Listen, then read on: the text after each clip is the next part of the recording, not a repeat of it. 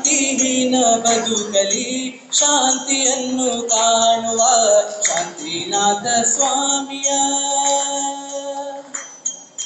ಸಮವಸರಣದ ಪ್ರತಿರೂಪ ಚೈತ್ಯಾಲಯದ ಒಳಗಿಂದ ಸಮವಸರಣದ ಪ್ರತಿರೂಪ ಚೈತ್ಯಾಲಯದ ಒಳಗಿಂದ ಗರ್ಭಗುಡಿಯಲಿ ಧ್ಯಾನ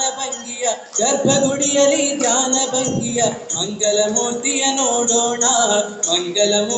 ನೋಡೋಣ ಶಾಂತಿನಾಥ ಸ್ವಾಮಿಯ ಶಾಂತ ಮೂರ್ತಿ ನೋಡುವ ಕಾಂತಿಹೀನ ಬದುಕಲಿ ಶಾಂತಿಯನ್ನು ಕಾಣುವ ಶಾಂತಿನಾಥ ಸ್ವಾಮಿಯ ಕರಗಳ ಜೋಡಿಸಿ ಶಿರವನ್ನು ಬಾಗಿಸಿ ಶುದ್ಧ ಮನದಲ್ಲಿ ನಮಿಸೋಣ ಕರಗಳ ಜೋಡಿಸಿ ಶಿರವನ್ನು ಬಾಗಿಸಿ ಶುದ್ಧ ಮನದಲ್ಲಿ ನಮಿಸೋಣ ಹೃದಯದಿ ಅರಳಿದ ಭಕ್ತಿಯ ಸುಮವ ಸ್ವಾಮಿಯ ಪಾದ ಕೀರಿಸೋಣ ಶಾಂತಿನಾಥ ಸ್ವಾಮಿಯ ಶಾಂತ ಮೂರ್ತಿ ನೋಡುವ ಕಾಂತಿಹೀನ ಬದುಕಲಿ ಶಾಂತಿಯನ್ನು ಕಾಣುವ ಶಾಂತಿನಾಥ ಸ್ವಾಮಿಯ ಜನ್ಮದ ಪಾಪ ದೋಷವು ನಾಶವಾಗಲು ಬೇಡೋಣ ಶುದ್ಧ ಆತ್ಮನ ಕರ್ಮ ಬಂಧನ ಹೊಳೆಯ ಕಳೆಯಲು ಕೇಳೋಣ ಶಾಂತಿನಾಥ ಸ್ವಾಮಿಯ ಶಾಂತ ಮೂರ್ತಿ ನೋಡುವ ಕಾಂತಿಹೀನ ಬದುಕಲಿ ಶಾಂತಿಯನ್ನು ಕಾಣುವ ಶಾಂತಿನಾಥ ಸ್ವಾಮಿಯ ಓಂಕಾರಂ ಬಿಂದು ಸಂಯುಕ್ತಂ ನಿತ್ಯಂ ಧ್ಯಾಯಂತಿ ಯೋಗಿನಃ ಕಾಮದಂ ಮೋಕ್ಷದಂ ಚೈವ ಓಂಕಾರಾಯ ನಮೋ ನಮಃ. ಚಂದ್ರಾರ್ಕಕೋಟಿಘಟಿತೋ ಜ್ವಲದಿವ್ಯಮೂರ್ತೆ ಶ್ರೀಚಂದ್ರಿಕಾ ಕಲಿತ ನಿರ್ಮಲ ಶುಭ್ರವಾಸೆ ಕಾಮಾರ್ಥದೇಶಕಲಹಂಸ ಸಮಾಧಿರೂಢೆ ವಾಗೀಶ್ವರಿ ಪ್ರತಿದಿನಂ ಮಮ ರಕ್ಷದೇವಿ. ಚವೀಸ ತೀರ್ಥಂಕರರ ಪಾದಪದ್ಮಗಳನ್ನು ಅತ್ಯಂತ ಭಕ್ತಿಯಿಂದ ಸ್ಮರಣೆ ಮಾಡಿಕೊಂಡು ಆ ಪಾದಗಳಿಗೆ ತಲೆಬಾಗಿಸಿ ಕೈ ಮುಗಿದು ನಮಸ್ಕರಿಸಿ ಶ್ರದ್ಧಾಭಕ್ತಿಗಳನ್ನು ಪ್ರಕಟಿಸಿ ಪಂಚಪರಮೇಷ್ಠಿಗಳ ದಿವ್ಯ ಸಾನ್ನಿಧ್ಯವನ್ನು ನೆನಪು ಮಾಡಿಕೊಂಡು ಆ ಸಾನ್ನಿಧ್ಯಕ್ಕೆ ಕೈ ಮುಗಿದು ತಲೆಬಾಗಿ ವಂದಿಸಿ ದೇವ ಶಾಸ್ತ್ರ ಗುರುಗಳಿಗೆ ಅತ್ಯಂತ ಶ್ರದ್ಧೆಯಿಂದಲೂ ಭಕ್ತಿಯಿಂದಲೂ ನಮನಗಳನ್ನು ಸಮರ್ಪಣೆ ಮಾಡಿ ಜಿನವಾಣಿ ಶಾರದೆಯನ್ನು ಮನಸಾ ಸ್ಮರಣೆ ಮಾಡಿಕೊಂಡು ಗುರು ಹಿರಿಯರಿಗೆ ಮತ್ತೊಮ್ಮೆ ತಲೆಬಾಗಿಸಿ ಆರೋಗ್ಯರಿಯ ಸಮವಶರಣದಲ್ಲಿ ವಿರಾಜಮಾನರಾಗಿರುವ ಸಿದ್ಧಚಕ್ರ ಮಹಾ ಆರಾಧನೆಯ ಈ ಪೂಜೆಯಲ್ಲಿ ಅಗ್ರಪೂಜೆಯನ್ನು ಪಡೆಯುತ್ತಿರುವ ಭಗವಾನ್ ಶ್ರೀ ಆದಿನಾಥ ಸ್ವಾಮಿಯ ಪಾದಪದ್ಮಗಳನ್ನು ಅತ್ಯಂತ ಶ್ರದ್ಧೆಯಿಂದ ಸ್ಮರಣೆ ಮಾಡಿಕೊಂಡು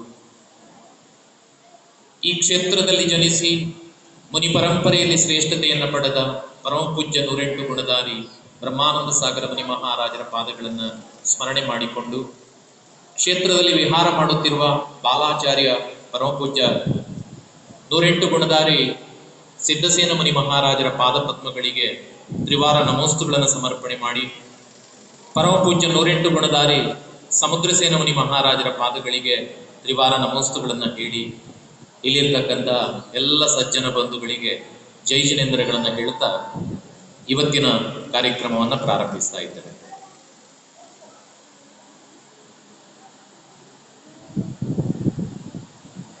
ಕಳೆದ 6 ದಿವಸಗಳಿಂದ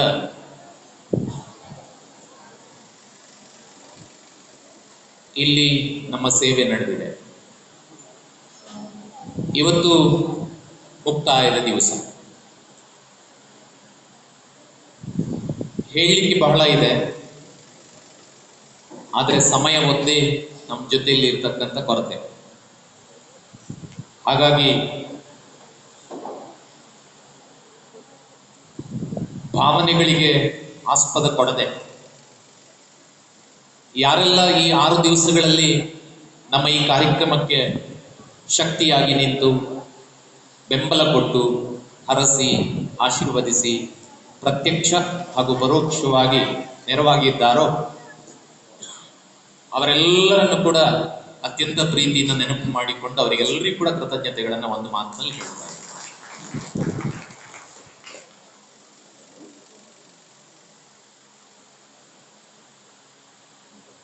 ಮೊನ್ನೆ ಒಂದು ಮಾತನ್ನ ಹೇಳಿದ್ದೆ, ಎಲ್ಲಿ ಹೇಳಿದ್ದೆ ಅಂತ ನೆನಪಿಲ್ಲ, ಯಾಕಂದ್ರೆ ಇಲ್ಲಿಯ ಶಾಲೆಯಲ್ಲಿ ಕೂಡ ಒಂದೆರಡು ದಿವಸ ಮೇಷ್ಟ್ರುಗಳ ಜೊತೆ ಮಾತಾಡಿದ್ದೆ. ಎಲ್ಲಿ ನಿರೀಕ್ಷೆಗಳು ಇರುತ್ತವೆಯೋ ಅಲ್ಲಿ ನಿರಾಶೆ ಇರುತ್ತದೆ ಅಂತ. ನಂಗೆ ಗೊತ್ತಿಲ್ಲ ಯಾವ ನಿರೀಕ್ಷೆ ಇಟ್ಕೊಂಡು ಆರೋಗ್ಯರಿಗೆ ಬರಬೇಕು ಅಂತ ನೀವು ನಮ್ಮನ್ನು ಆಹ್ವಾನಿಸಿದ್ರೋ ಗೊತ್ತಿಲ್ಲ. ನಿಮ್ಮ ನಿರೀಕ್ಷೆ ಏನಾದರೂ ಹುಸಿಯಾಗಿದ್ರೆ, ನಿರಾಶೆ ಆಗಿದ್ರೆ ಅದಕ್ಕೇನು ನಾವು ಪ್ರತಿಕ್ರಿಯೆ ಹೇಳ್ತಕ್ಕಂಥ ಸ್ಥಿತಿಯಲ್ಲಿಲ್ಲ. ಆದರೂ ನಮ್ಮ ಕರ್ತವ್ಯವನ್ನ ಪ್ರಾಮಾಣಿಕವಾಗಿ ಮಾಡಿದ್ದೇವೆ, ಮಾಡಿ ಮುಗಿಸ್ತಾ ಇದ್ದೇವೆ ಅನ್ನೋದನ್ನಷ್ಟೇ ಹೇಳ್ತಾ ಇನ್ನೊಂದೆರಡು ಮಾತನ್ನ ಮುಕ್ತಾಯದ ಸಂದರ್ಭದಲ್ಲಿ ಹೇಳುವ ಪ್ರಯತ್ನ ಮಾಡೋಣ ಅಂತ ಹೇಳ್ತಾ, ಮಹಾಕವಿ ರತ್ನಾಕರ 16ನೇ ಶತಮಾನದ ಕವಿ ಶ್ರೇಷ್ಠ. ಕೇವಲ ಜೈನ ಕವಿಯಾಗಿ ಅಲ್ಲ, ಕನ್ನಡ ಸಾಹಿತ್ಯ ಲೋಕದ ಮಹಾಕವಿಯಾಗಿ ಮೆರೆದಿರ್ತಕ್ಕಂತಹ ರತ್ನಾಕರ ನಮ್ಮವನು, ಜೈನ ಪರಂಪರೆಗೆ ಸಂದವನು ಅಥವಾ ಸೇರಿದವನು ಎನ್ನುವ ಹೆಮ್ಮೆ ನಮಗಿದೆ. ಯಾಕೆಂದರೆ ಅವನಿಗೆ ತಾನು ಜೈನ ಅಂತ ಹೇಳಿಕೊಳ್ಳುವುದಕ್ಕೆ ತುಂಬಾ ಅಭಿಮಾನ ಇತ್ತು. ಆ ಅಭಿಮಾನದಿಂದಲೇ ಈ ಕಾವ್ಯವನ್ನು ರಚಿಸಿದ್ದಾನೆ. ಆ ಅಭಿಮಾನವನ್ನ ಹೆಚ್ಚಿಸುವಂತಹ ಈ ಕಾವ್ಯ ಅದು ರತ್ನಾಕರನ ಅಮೂಲ್ಯವಾದಂತಹ ಕಲಾಕುಸುಮ ಅಂತ ಭಾವಿಸಿಕೊಳ್ತಾ ಅದರ ಮುಕ್ತಾಯದ ಭಾಗಕ್ಕೆ ನಾವು ಹೋಗ್ತಾ ಇದ್ದೇವೆ. ಹಾಗಂತೇಳಿ ಅಷ್ಟು ಸುಲಭ ಇಲ್ಲ, ಸಾಕಷ್ಟು ಉಳಿದಿದೆ ಕಥೆ.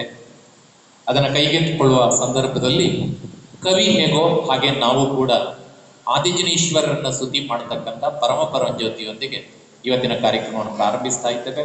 ನಡೆಸಿಕೊಳ್ಬೇಕು ಅಂತ ಸಾತ್ವಿಕನನ್ನ ವಿನಂತಿಸ್ತೇನೆ.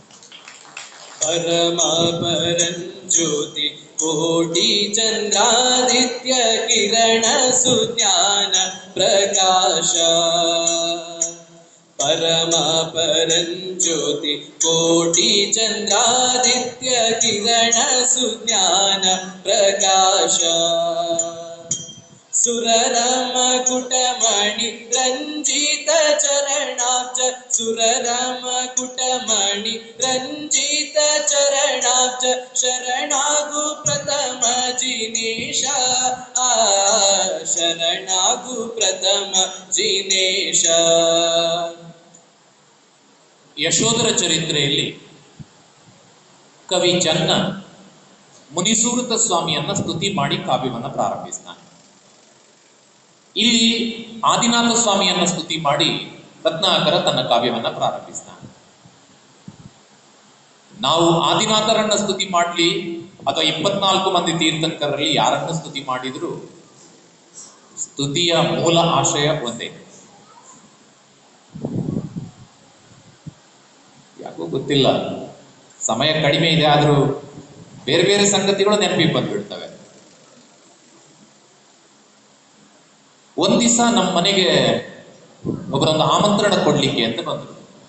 ಬಹಳ ಸಾಮಾನ್ಯ ಮನುಷ್ಯ, ಪಾಪದ ಮನುಷ್ಯ. ಬಂದಾಗ ನಾನು ನನ್ನ ಮನೆಯ ಗೋಡೆಯ ಮೇಲೆ ಸಹಸ್ರಪಣಿ ಪಾರ್ಶ್ವನಾಥ ಸ್ವಾಮಿಯ ಭಾವಚಿತ್ರವನ್ನ ಎದುರುಗಡೆ ಹಾಕಿದ್ದೆ.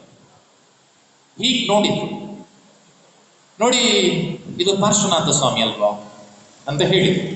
ಗೊತ್ತಿದೆ ಅವರಿಗೂ, ಹೇಳಿ ಹೌದು ಅಂದೆ. ಅದರ ನಂತರದ ಅವರ ಪ್ರಶ್ನೆ ಬಹಳ ಅದ್ಭುತವಾಗಿತ್ತು. ನಮ್ಮ ಮನೆಗಳಲ್ಲಿ, ಶ್ರಾವಕರ ಮನೆಗಳಲ್ಲಿ ಪಾರ್ಶ್ವನಾಥ ಸ್ವಾಮಿ ಇದ್ದು ಫೋಟೋ ಹಾಕ್ಬೇಕಂತೆ, ಮಹಾವೀರ ಸ್ವಾಮಿ ಇದ್ದು ಹಾಕ್ಬಾರ್ದಂತೆ ಅಲ್ವಾ ಅಂತ ಕೇಳಿದ್ರು. ನಂಗೆ ಆಶ್ಚರ್ಯ ಆಯ್ತು. ಯಾಕಂತೆ ಅಂತ ಕೇಳಿದೆ ನಾನು. ಅಲ್ಲ, ಪಾರ್ಶ್ವನಾಥ ಸ್ವಾಮಿ ಸಂಸಾರಿ ಆಗಿದ್ರಂತೆ, ಅವರಿಗೆ ಸಂಸಾರಿಗಳ ಕಷ್ಟ ಎಲ್ಲ ಅರ್ಥ ಆಗ್ತದಂತೆ. ಮಹಾವೀರ ಸ್ವಾಮಿ ಸಂಸಾರಿ ಆಗಿರ್ಲಿಲ್ಲಲ್ಲ, ಆದ್ರಿಂದ ಸಂಸಾರಿಗಳ ಕಷ್ಟ ಎಲ್ಲ ಅವರಿಗೆ ಅರ್ಥ ಆಗುದಿಲ್ಲ. ಆದ್ರಿಂದ ಪಾರ್ಶ್ವನಾಥ ಸ್ವಾಮಿಯ ಫೋಟೋ ಹಾಕ್ಬೇಕಂದ್ರೆ ಪಾರ್ಶ್ವನಾಥ ಸ್ವಾಮಿಯನ್ನ ಪೂಜೆ ಮಾಡ್ಬೇಕು. ಎಂಥ ಮುಗ್ಧತೆ ಅಂತ. ವಾಸ್ತವವಾಗಿ ಹಾಗೇನಿಲ್ಲ. ಎಲ್ಲ ತೀರ್ಥಂಕರರು ಸಮಾನರು, ಎಲ್ಲ ತೀರ್ಥಂಕರರು ಶ್ರೇಷ್ಠರೇ. ಆದ್ರೆ ಹಾಗೆ ಅನ್ಕೊಂಡದ್ರಲ್ಲಿ ಏನು ಬಹಳ ದೋಷ ಇದೆ ಅಂತ ಅನ್ಕೊಳ್ಳೋದಿಲ್ಲ. ಪಾರ್ಶ್ವನಾಥ ಅವರವರ ಅಭಿರುಚಿಗಳಿಗೆ ಅನುಗುಣವಾಗಿ ಅನೇಕಾಂತವಾದ ಭಕ್ತಿಯನ್ನ ಅವರು ಸೂಚಿಸಿದ್ರು. ಆದ್ರೂ ಅವರ ಆಲೋಚನೆಗಳ ಬಗ್ಗೆ ನನಗೆ ಒಂದು ಕ್ಷಣ ನಗು ಬಂದದ್ದು. ಹೌದು, ಹಾಗೆ ರತ್ನಾಕರ ಆದಿಜನೇಶ್ವರನ ಸ್ತುತಿ ಮಾಡಿ ಪ್ರಾರಂಭ ಮಾಡಿದರೆ ಜನ್ನಮಹಾಕವಿ ಮೈಸೂರದ ಸ್ವಾಮಿಯನ್ನ ಸ್ತುತಿ ಮಾಡಿ ಪ್ರಾರಂಭ ಮಾಡ್ತಾನೆ. ಯಾಕೆ ನಾನು ಜನ್ನನನ್ನ ನೆನಪು ಮಾಡಿಕೊಂಡೆ ಅಂದರೆ, ಅಲ್ಲವನೊಂದು ಮಾತು ಹೇಳ್ತಾನೆ, ಸ್ವಾಮಿ ಮುಕ್ತಿ ಸ್ತ್ರೀಯನ್ನ ಒಲಿಸಿಕೊಂಡು, ಮುಕ್ತಿ ಎಂಬ ಸ್ತ್ರೀಯನ್ನ ಒಲಿಸಿಕೊಂಡು, ಆ ಮುಕ್ತಿ ಸ್ತ್ರೀಯನ್ನ ಎಲ್ಲರೂ ಒಲಿಸಿಕೊಳ್ಳಿರಿ ಎನ್ನುವ ಬೋಧನೆಯನ್ನ ಇದ್ದಂತಹ ಹೇ ಸ್ವಾಮಿ, ಸ್ತ್ರೀಯನ್ನ ಒಲಿಸಿಕೊಂಡೂ ಕೂಡ ನೀನು ಸ್ತ್ರೀಯರಿಂದ ದೂರ ಇದ್ದವನು ಅಂತ ಸ್ತುತಿ ಮಾಡಲ್ಪಡ್ತಾ ಇದೆಯಲ್ಲ, ನಿನಗೆ ನಮೋ ನಮಃ ಅಂತಾನೆ. ಮುಕ್ತಿ ಎಂಬ ಸ್ತ್ರೀ ಅಂತ ಉಪಮೆ ಕೊಟ್ಟು ಅದ್ಭುತವಾಗಿ. ಹಾಗೆ ರತ್ನಾಕರ ಹೇಳುತ್ತಾನೆ, ಅಗಾಧವಾದಂತಹ ಜ್ಞಾನ ಪ್ರಕಾಶದಲ್ಲಿ ಬೆಳಗುತ್ತಿರುವಂತಹ ಪ್ರಥಮ ಜಿನೇಶ್ವರರಾದ ಆದಿನಾಥ ಸ್ವಾಮಿ, ನಿಮ್ಮ ಪಾದಗಳ ಆಸರೆ ನಮಗೆ ಬೇಕು. ಈ ಸಂಸಾರದಿಂದ ಬಿಡುಗಡೆಗೊಳ್ಳುವುದಕ್ಕೆ ಆ ಪಾದಗಳನ್ನು ಆಶ್ರಯಿಸುವುದು ಅಂತಾದರೆ ನಿನ್ನ ಜ್ಞಾನ ಪ್ರಕಾಶ ಎನ್ನುವುದು ನಮ್ಮ ಮೇಲೆ ಚೆಲ್ಲಲ್ಪಟ್ಟು ನಾವು ಕೂಡ ಆ ಜ್ಞಾನ ಪ್ರಕಾಶದ ಬೆಳಕಿನಲ್ಲಿ ಆ ಮುಕ್ತಿಯ ಕಡೆಗೆ ಸಾಗುವುದಕ್ಕೆ ಸಾಧ್ಯ ಆಗ್ತದೆ ಸ್ವಾಮಿ. ಆದ್ರಿಂದ ಆ ಪಾದಗಳು ನನಗೆ ಆಶ್ರಯ ಆಗಲಿ ಎನ್ನುವಂಥ ಪ್ರಾರ್ಥನೆಯನ್ನು ಮಾಡ್ತಾನೆ. ನಾವು ಕೂಡ ಆ ಪ್ರಾರ್ಥನೆಯನ್ನು ಮಾಡಿ ನೇರವಾಗಿ ಕಾವ್ಯಭಾಗಕ್ಕೆ ಹೋಗ್ತಾ ಇದ್ದೇವೆ. ಏನಾಗಿದೆ, ಬಾಹುಬಲಿ ವೈರಾಗ್ಯ ಪಡೆದು ತಪಸ್ಸಿಗೆ ಹೋಗಿದ್ದಾನೆ. ಕೈಲಾಸದಲ್ಲಿ ದೀಕ್ಷೆಯನ್ನು ಸ್ವೀಕರಿಸಿ ವನ ಪ್ರದೇಶದಲ್ಲಿ ಬಂದು ತಪಸ್ಸಿಗೆ ನಿಂತಿದ್ದಾನೆ. ಕೂತರೆ ಅಣ್ಣನನ್ನೆಲ್ಲ ಅಂತ ನಿಂದೇ ತಪಸ್ಸು ಮಾಡಿದ್ದಾನೆ. ಬಂದರೆ ಆಹಾರಕ್ಕೆ ಬಂದ ಹಂಗಿದೆ ಎನ್ನುವ ಕಾರಣಕ್ಕಾಗಿ ಆಹಾರಕ್ಕೆ ಬರಲಿಲ್ಲ. ನಿಂತ ಹಾಗೆ ನಿಂತುಕೊಂಡು ತಪಸ್ಸನ್ನು ಮಾಡ್ತಾ ಇದ್ದಾನೆ. ಈ ಕಡೆಯಿಂದ ನಿಂತಿದ್ದಂತಹ ಚಕ್ರರತ್ನ ಚಲಿಸುವುದಕ್ಕೆ ಪ್ರಾರಂಭಿಸಿದಂತ ಹೊತ್ತಿನಲ್ಲಿಯೇ ಭರತ ಚಕ್ರವರ್ತಿಯಲ್ಲಿ ಹೇಳಿ, ನಾನು ನಿಮ್ಮ ಜೊತೆಯಲ್ಲಿ ಬಂದು ಬಾಹುಬಲಿಯಲ್ಲಿ ದೀಕ್ಷೆಯನ್ನು ಸ್ವೀಕರಿಸುವವಳು ಅಂತ ಹೇಳಿದ ಸುನಂದಾದೇವಿ ಭರತ ಚಕ್ರವರ್ತಿಯ ಬಳಿಗೆ ಬಂದಿದ್ದಾಳೆ.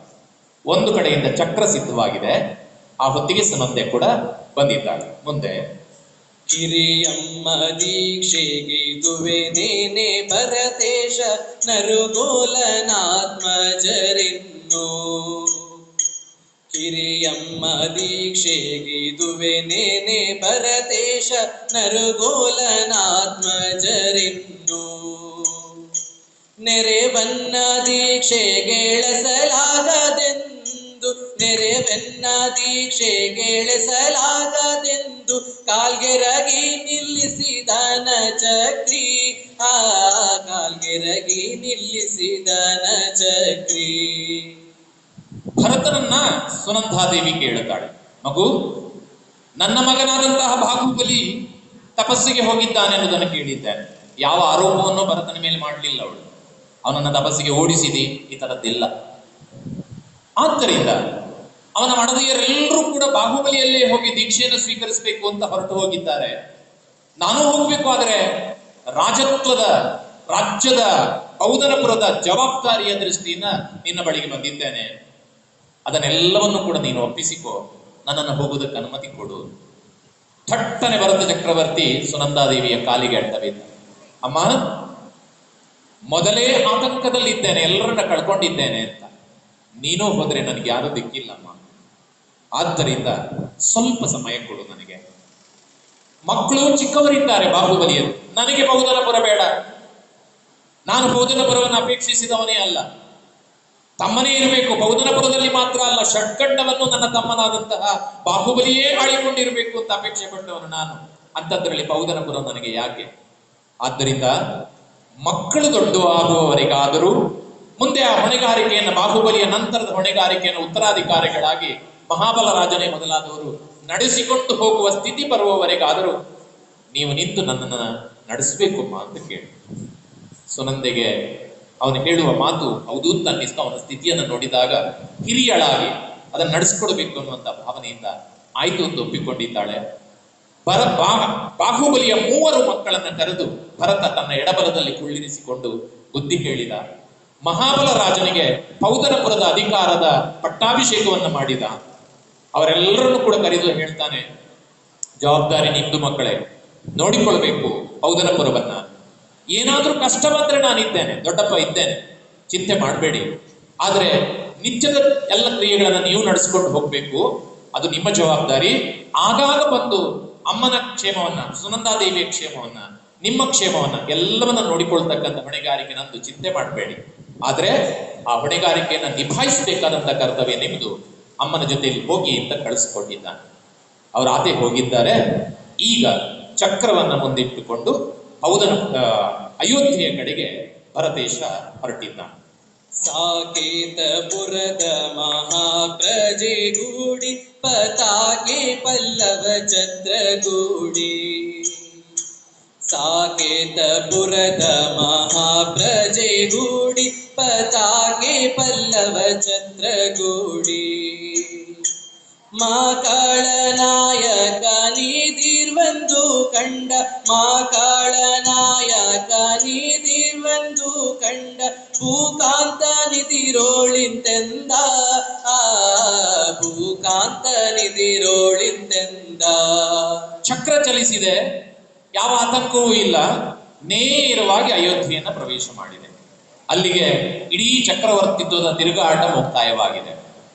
ಅಲ್ಲಿ ಎಲ್ಲರೂ ಕೂಡ ಅಲ್ಲಿ ಯಾರಿದ್ರೋ, ಮುಖ್ಯವಾಗಿ ಮಾಕಾಳ ಅಂತಕ್ಕಂಥವನನ್ನ ಅಯೋಧ್ಯೆಯ ರಕ್ಷಣೆಗಾಗಿ ನೇಮಕ ಮಾಡಿದ್ದ. ಅವನಂತೂ ಓಡೋಡಿ ಬಂದು ಚಕ್ರವರ್ತಿಯನ್ನು ಸ್ವಾಗತಿಸ್ತಾನೆ. ಭರತ ಚಕ್ರವರ್ತಿಯನ್ನ ಹತ್ತಿರ ಕರೆದು ಕೇಳ್ತಾನೆ, ಅಪ್ಪ ಕಷ್ಟವಾಯಿತೆ. ಅಯ್ಯೋ ನಮ್ಗೆಲ್ಲಿಂದ ಕಷ್ಟ, ಕಷ್ಟ ಬಂದಾಗಲೆಲ್ಲ ನಿಮ್ಮ ಹೆಸರು ಹೇಳ್ಕೊಳ್ತಾ ಇದ್ದು ಕಷ್ಟ ಎಲ್ಲ ದೂರ ಆಗ್ತಾ ಇತ್ತು.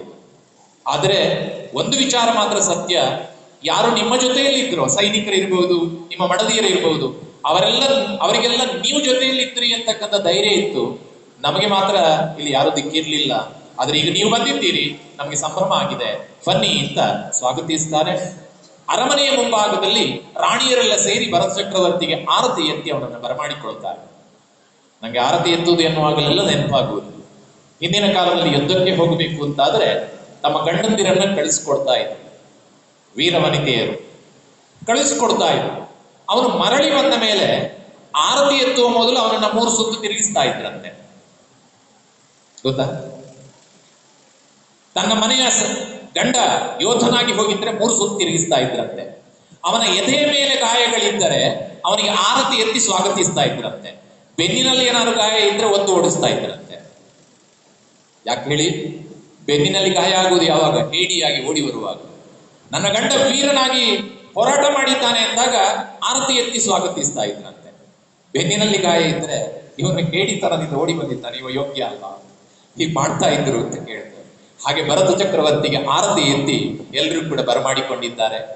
ಇಡೀ ಜಗತ್ತಿನ ವಾಕ್ಯ ಎಲ್ಲವೂ ಕೂಡ ಅರಮನೆಗೆ ಬಂದು ಬಿತ್ತೋ ಎಲ್ಲೋ ಹಾಗೆ ಕಪ್ಪ ಕಾಣಿಕೆಗಾಗಿ ಬಂದಿರತಕ್ಕಂಥ ಸಕಲ ಸಿರಿಯನ್ನು ಕೂಡ ಅಯೋಧ್ಯೆಯಲ್ಲಿ ಸೇರಿಸಿಕೊಂಡಿದ್ದಾರೆ. ತನ್ನ ಮಡದಿ ಮಕ್ಕಳು ಎಲ್ಲರ ಜೊತೆಯಲ್ಲಿ ಅತ್ಯಂತ ಸಂಭ್ರಮ ಸಡಗರದಲ್ಲಿ ಭರತ ಕಳೀತಾ ಇದ್ದಾನೆ. ಹೀಗೆ ನೆರೆದ ಪೆಣ್ಗಂಡು ಮಕ್ಕಳ ಮದುವೆಯ ಮಾಡು ತುರೆಹ ಸುಳೆಗಳ ಮುದ್ದಿಸುತ್ತ. ನೆರೆದ ಪೆಣ್ಗಂಡು ಮಕ್ಕಳ ಮದುವೆಯ ಮಾಡು ತುರೆಹ ಸುಳೆಗಳ ಮುದ್ದಿಸುತ್ತ. ನಿರಿಗೂರುಳ ಬಲೆಯರೊಳು ಲೀಲೆ ಮಾಡೂತ, ನಿರಿಗೂರುಳ ಬಲೆಯರೊಳು ಲೀಲೆ ಮಾಡೂತ, ಕರಿನೋಳಿದ್ದನು ಮಹಾಸುಕೃತಿ, ಅಕ್ಕರಿನೋಳಿದ್ದನು ಮಹಾಸುಕೃತಿ. ಹೀಗೆ ಸುಖವಾಗಿದ್ದಂತಹ ಭರತ ಚಕ್ರವರ್ತಿಗೆ ಏನು ಕೆಲಸ ಅಂತ ಕೇಳಿದ್ರೆ, ಇರುವ ಮಕ್ಕಳಿಗೆ ಮದುವೆ ಮಾಡುವುದು, ಮದುವೆಯಾದ ಮಕ್ಕಳು ಅಥವಾ ಸೊಸೆಯಂದಿರು ಮಕ್ಕಳಿಗೆ ಜನ್ಮ ಕೊಟ್ರೆ ಮಕ್ಕಳನ್ನು ಮಾಡಿಸುವುದು, ಒಂಥರದ ರಿಟೈರ್ಡ್ ಲೈಫ್ ಭರತ ಚಕ್ರವರ್ತಿಯದು. ಬಹಳ ಸಂತೋಷದಿಂದ ಹೀಗೆ ಬಹಳ ಕಾಲ ಕಳೆದಿದ್ದಾನೆ. ಆದರೆ ದಿನಕ್ಕೆ 1 ಅಲ್ಲ 10 ಬಾರಿ ಅವನ ಕಿವಿಯ ಒಂದು ಗಮನ ಆ ಕಡೆಗೆಯೇ ಇರ್ತಾ ಇತ್ತು. ಬಾಹುಬಲಿಗೆ ಕೇವಲ ಜ್ಞಾನವಾಯಿತು ಎನ್ನುವ ಸುದ್ದಿ ಕೇಳಿಸಿಕೊಳ್ಬೇಕು ಎನ್ನುವ ಅಪೇಕ್ಷೆ ಭರತನದ್ದು. ಪ್ರತಿ ದಿವಸ ಆ ಕಡೆಗೆ ನೋಡ್ತಾ ಇದ್ದ. ಯಾರು ಬಂದ್ರೆ ಏನಾದ್ರು ಸುದ್ದಿ ಬಂತೋ ಅಂತ ಯೋಚನೆ ಮಾಡ್ತಾ ಇದ್ದ. ಇಲ್ಲ, 1 ದಿವಸ ಆಯ್ತು, 10 ದಿವಸ ಆಯ್ತು, 1 ತಿಂಗಳಾಯಿತು, 2 ಆಯ್ತು, 3, 4, 5, 6, 7, 8, 9, 10, 11, 12 ತಿಂಗಳುಗಳು ಕಳೆದು ಹೋಗ್ಬಿಟ್ಟು ಇಲ್ಲ. ಎಲ್ಲೋ ಒಂದ್ ಕಡೆ ಭರತೇಶನಿಗೆ ಆತಂಕ. ತನ್ನ ತಮ್ಮನಿಗೆ ಸುದ್ದಿ ಬಂದಿದೆ. ಏನು ಸುದ್ದಿ ಬಂದಿದೆ? ತಾನು ಮೊದಲು ತಪಸ್ಸನ್ನು ಆಚರಿಸುತ್ತಿದ್ದ ಸ್ಥಳವನ್ನ ಬಿಟ್ಟು ಇನ್ನೊಂದು ಸ್ಥಳವನ್ನು ಆಯ್ಕೆ ಮಾಡಿಕೊಂಡು ಬಾಹುಬಲಿ ತಪಸ್ಸಿಗೆ ನಿಂತಿದ್ದಾನೆ. ನಿಂತ ಹಾಗೆಯೇ ನಿಂತುಕೊಂಡು ತಪಸ್ಸನ್ನ ಮಾಡ್ತಾ ಇದ್ದಾನೆ. ಉಗ್ರವಾದಂತಹ ತಪಸ್ಸಿನ ಊರಿಗೆ ಆ ಇಡೀ ಪ್ರದೇಶವೇ ಒಂದು ರೀತಿಯಲ್ಲಿ ಬಿಸಿಯಾದ ವಾತಾವರಣವನ್ನು ಸೃಷ್ಟಿ ಮಾಡಿದೆ. ಅವನ ಕಾಲುಗಳಿಗೆ ಹುತ್ತಗಳು ಬೆಳೆದುಕೊಂಡಿದ್ದಾವೆ. ಪಕ್ಕದಲ್ಲಿರ್ತಕ್ಕಂತಹ ಮಾಧವೀಲತೆ ಬಳ್ಳಿಗಳು ಅವನ ಮೈಯನ್ನ, ಕಾಲನ್ನ, ಕೈಯನ್ನ ಆವರಿಸಿಕೊಂಡಿದ್ದಾವೆ. ಹಾವುಗಳು ಹರಿದಾಡ್ತಾ ಇವೆ. ಆದರೆ ಏನಾದರೂ ಕೂಡ ಬಾಹುಬಲಿ ಅಚಲನಾಗಿ ಹಾಗೆ ನಿಂತುಕೊಂಡು ತಪಸ್ಸನ್ನ ಮಾಡ್ತಾ ಇದ್ದಾನೆ. ಯಾವುದೇ ಬೇರೆ ರೀತಿಯ ಬದಲಾವಣೆಗಳು ಇಲ್ಲ. ಯಾಕಿಲ್ಲ? ಈ ಪ್ರಶ್ನೆಗೆ ಉತ್ತರ ಬೇಕು ಅವನಿಗೆ. ಕೊನೆಗೆ ಯೋಚನೆ ಮಾಡಿದ, ಈ 12 ತಿಂಗಳು ಕಳೆದ ಮೇಲೆ ಯೋಚನೆ ಮಾಡಿದ, ಇನ್ನು ಬಾಹುಬಲಿಗೆ ಕೇವಲ ಜ್ಞಾನವಾಗ್ಲಿಲ್ಲ ಅಂತ ಆದ್ರೆ, ಇಷ್ಟು ಉಗ್ರವಾದಂತ ತಪಸ್ಸಿಗೂ ಒಂದು ಪರಿಣಾಮ ಸಿಗ್ಲಿಲ್ಲ ಅಂದ್ರೆ ಇದಕ್ಕೇನೋ ಕಾರಣ ಇರಬೇಕು. ಆ ಕಾರಣಕ್ಕೆ ಉತ್ತರ ಕೊಡಬಲ್ಲಂತಹ ಒಂದು ಶಕ್ತಿ ಇರುವುದು ಯಾರಿಗೆ ಕೇಳಿದ್ರೆ ಕೈಲಾಸ ಪರ್ವತದಲ್ಲಿ ಇರ್ತಕ್ಕಂಥ ಆದಿಜನೇಶ್ವರರಿಗೆ ಮಾತ್ರ ಅಂತ ಬಹಳ ಸುವಸ್ತುಗಳನ್ನೆಲ್ಲ ಸೇರಿಸಿಕೊಂಡು, ತನ್ನವರನ್ನ ಬಳಗವನ್ನ ಸೇರಿಸಿಕೊಂಡು ಕೈಲಾಸ ಪರ್ವತಕ್ಕೆ ಹೋಗ್ತಾನೆ. ಭಕ್ತಿ, ಪೂಜೆ, ಆರಾಧನೆಗಳನ್ನು ಮಾಡಿ ಕೂತ ಮೇಲೆ ಕೈ ಮುಗಿದು ಕೇಳುತ್ತಾನೆ, ನನ್ನ ತಮ್ಮ, ನನ್ನ ಪ್ರೀತಿಯ ತಮ್ಮ ಬಾಹುಬಲಿ ತಪಸ್ಸಿಗೆ ಹೋಗಿದ್ದಾನೆ, ತಪಸ್ಸನ್ನ ಮಾಡ್ತಾ ಇದ್ದಾನೆ, ಉಗ್ರವಾದಂತ ತಪಸ್ಸನ್ನ ಮಾಡ್ತಾ ಇದ್ದಾನೆ. ಅಂತಿಂತ ತಪಸ್ಸಲ್ಲ, ತದೇಕ ಚಿತ್ತದಿಂದ ತಪಸ್ಸನ್ನ ಮಾಡ್ತಾ ಇರ್ತಕ್ಕಂಥ ಅವನಿಗೆ ಯಾಕೆ ಇನ್ನೂ ಕೂಡ ಅವನ ಸಾಧನೆ ಸಾಧ್ಯವಾಗ್ತಾ ಇಲ್ಲ, ಕೇವಲ ಜ್ಞಾನ ಪ್ರಾಪ್ತಿ ಆಗ್ತಾ ಇಲ್ಲ ಅಂತ ಪ್ರಶ್ನೆ ಮಾಡ್ತಾನೆ. ಆವಾಗ ಆದಿನಾಥ ಸ್ವಾಮಿಯ ದಿವ್ಯ ಧ್ವನಿಯ ಮೂಲಕ ಉತ್ತರ ಲಭ್ಯ ಆಯಿತು. ತಪಸುಗ್ರವಾದರೇನೊಳಗೆ ಕಷಾಯುಗ ಉಪಶಮ ಬೇಕೇಲೆ ಭವ್ಯ. ತಪಸುಗ್ರವಾದರೇನೊಳಗೆ ಕಷಾಯಗ ಉಪಶಮ ಬೇಕೇಲೆ ಭವ್ಯ. ಚಪಲ ಚಿತ್ತವ ಕೊಡಬೇಕಾತ್ಮ ಕಲೆಯೋಳೆ, ಚಪಲ ಚಿತ್ತವ ಕೊಡಬೇಕಾತ್ಮ ಕಲೆಯೋಳೆಂದು ಉಪದೇಶ ಗೈದನ ಸ್ವಾಮಿ. ಉಪದೇಶ ಗೈದನ ಸ್ವಾಮಿ. ಆದಿನಾಥ ಸ್ವಾಮಿ ದಿವ್ಯ ಧ್ವನಿಯಿಂದ ತಿಳಿಸಿದ್ರು, ಅಯ್ಯ, ಹೊರನೋಟಕ್ಕೆ ಬಹಿರಂಗ ಸ್ವರೂಪದಲ್ಲಿ ಬಾಹುಬಲಿ ಉಗ್ರವಾದಂತ ತಪಸ್ಸನ್ನ ಮಾಡ್ತಾ ಇದ್ದಾನೆ ಅಂತ ನೀನು ಹೇಳ್ತಾ ಇರೋದು ಸತ್ಯ. ಆದರೂ ಹೊರಗೆ ಹೇಗಿದ್ದಾನೆ ಅನ್ನೋದಕ್ಕಿಂತಲೂ ಅವನು ಒಳಗೆ ಹೇಗಿದ್ದಾನೆ ಅನ್ನೋದು ಬಹಳ ಮುಖ್ಯ ಅಪ್ಪ. ತಪಸ್ಸು ಉಗ್ರವಾಗಿದೆ, ಆದರೆ ಒಳಗಡೆ ಕಷಾಯ ಕಾಡುತ್ತಿದೆ, ಕಲ್ಮಶಗಳು ಕಾಡ್ತಾ ಇದೆ, ವಿಕಲ್ಪಗಳು ಕಾಡ್ತಾ ಇವೆ. ಆದ್ದರಿಂದ ಸಾಧನೆ ಮಾಡುವುದಕ್ಕೆ ಸಾಧ್ಯ ಆಗ್ಲಿಲ್ಲ ಅವನಿಗೆ. ಆದ್ದರಿಂದ ಅವನ ಮನಸ್ಸಿನ ವಿಕಲ್ಪ ಏನು ಎನ್ನುವುದನ್ನ ಅರ್ಥ ಮಾಡಿಕೋ, ಅದನ್ನ ಬಿಡಿಸುವ ಕೆಲಸವನ್ನ ನೀನು ಮಾಡು, ಎಲ್ಲವೂ ಸಾಧ್ಯವಾಗ್ತದೆ ಅಂತ.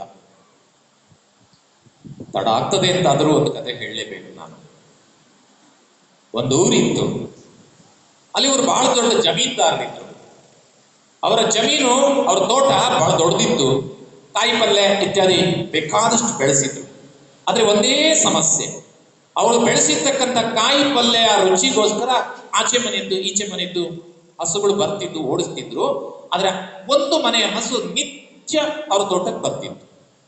ಕೊನೆಗೆ ಕೆಲಸದವರನ್ನೆಲ್ಲ ಕರೆದು, ಅಪ್ಪ ಒಂದು ಬೇಲಿ ಹಾಕಿ ಅಂತ ಸೂಚಿಸ್ಬಿಟ್ಟ. 3 ಫೀಟ್ ಎತ್ತರದ ಬೇಲಿ ಹಾಕಿದ್ರು. ಬೇಲಿ ಎಲ್ಲ ಮುಗಿಸ್ಕೊಂಡು ಮರುದಿವಸ ನೋಡ್ತಾರೆ, ಹಸು ಒಳಗಡೆನೆ ಉಂಟು, ಕಾಯಿ ಪಲ್ಯ ತಿಂತಾನೆ ಇದೆ. ಎಲ್ಲ ಇದು 3 ಫೀಟ್ ಸಾಕಾಗ್ಲಿಲ್ಲ. ಕೆಲಸದವ್ರು ಸೇರ್ಕೊಂಡು ಇನ್ನೊಂದು 10 ದಿವಸ ಕೆಲಸ ಮಾಡಿ ಇನ್ನೊಂದು ಫೀಟ್ ಏರಿಸಿ ಇದ್ರು.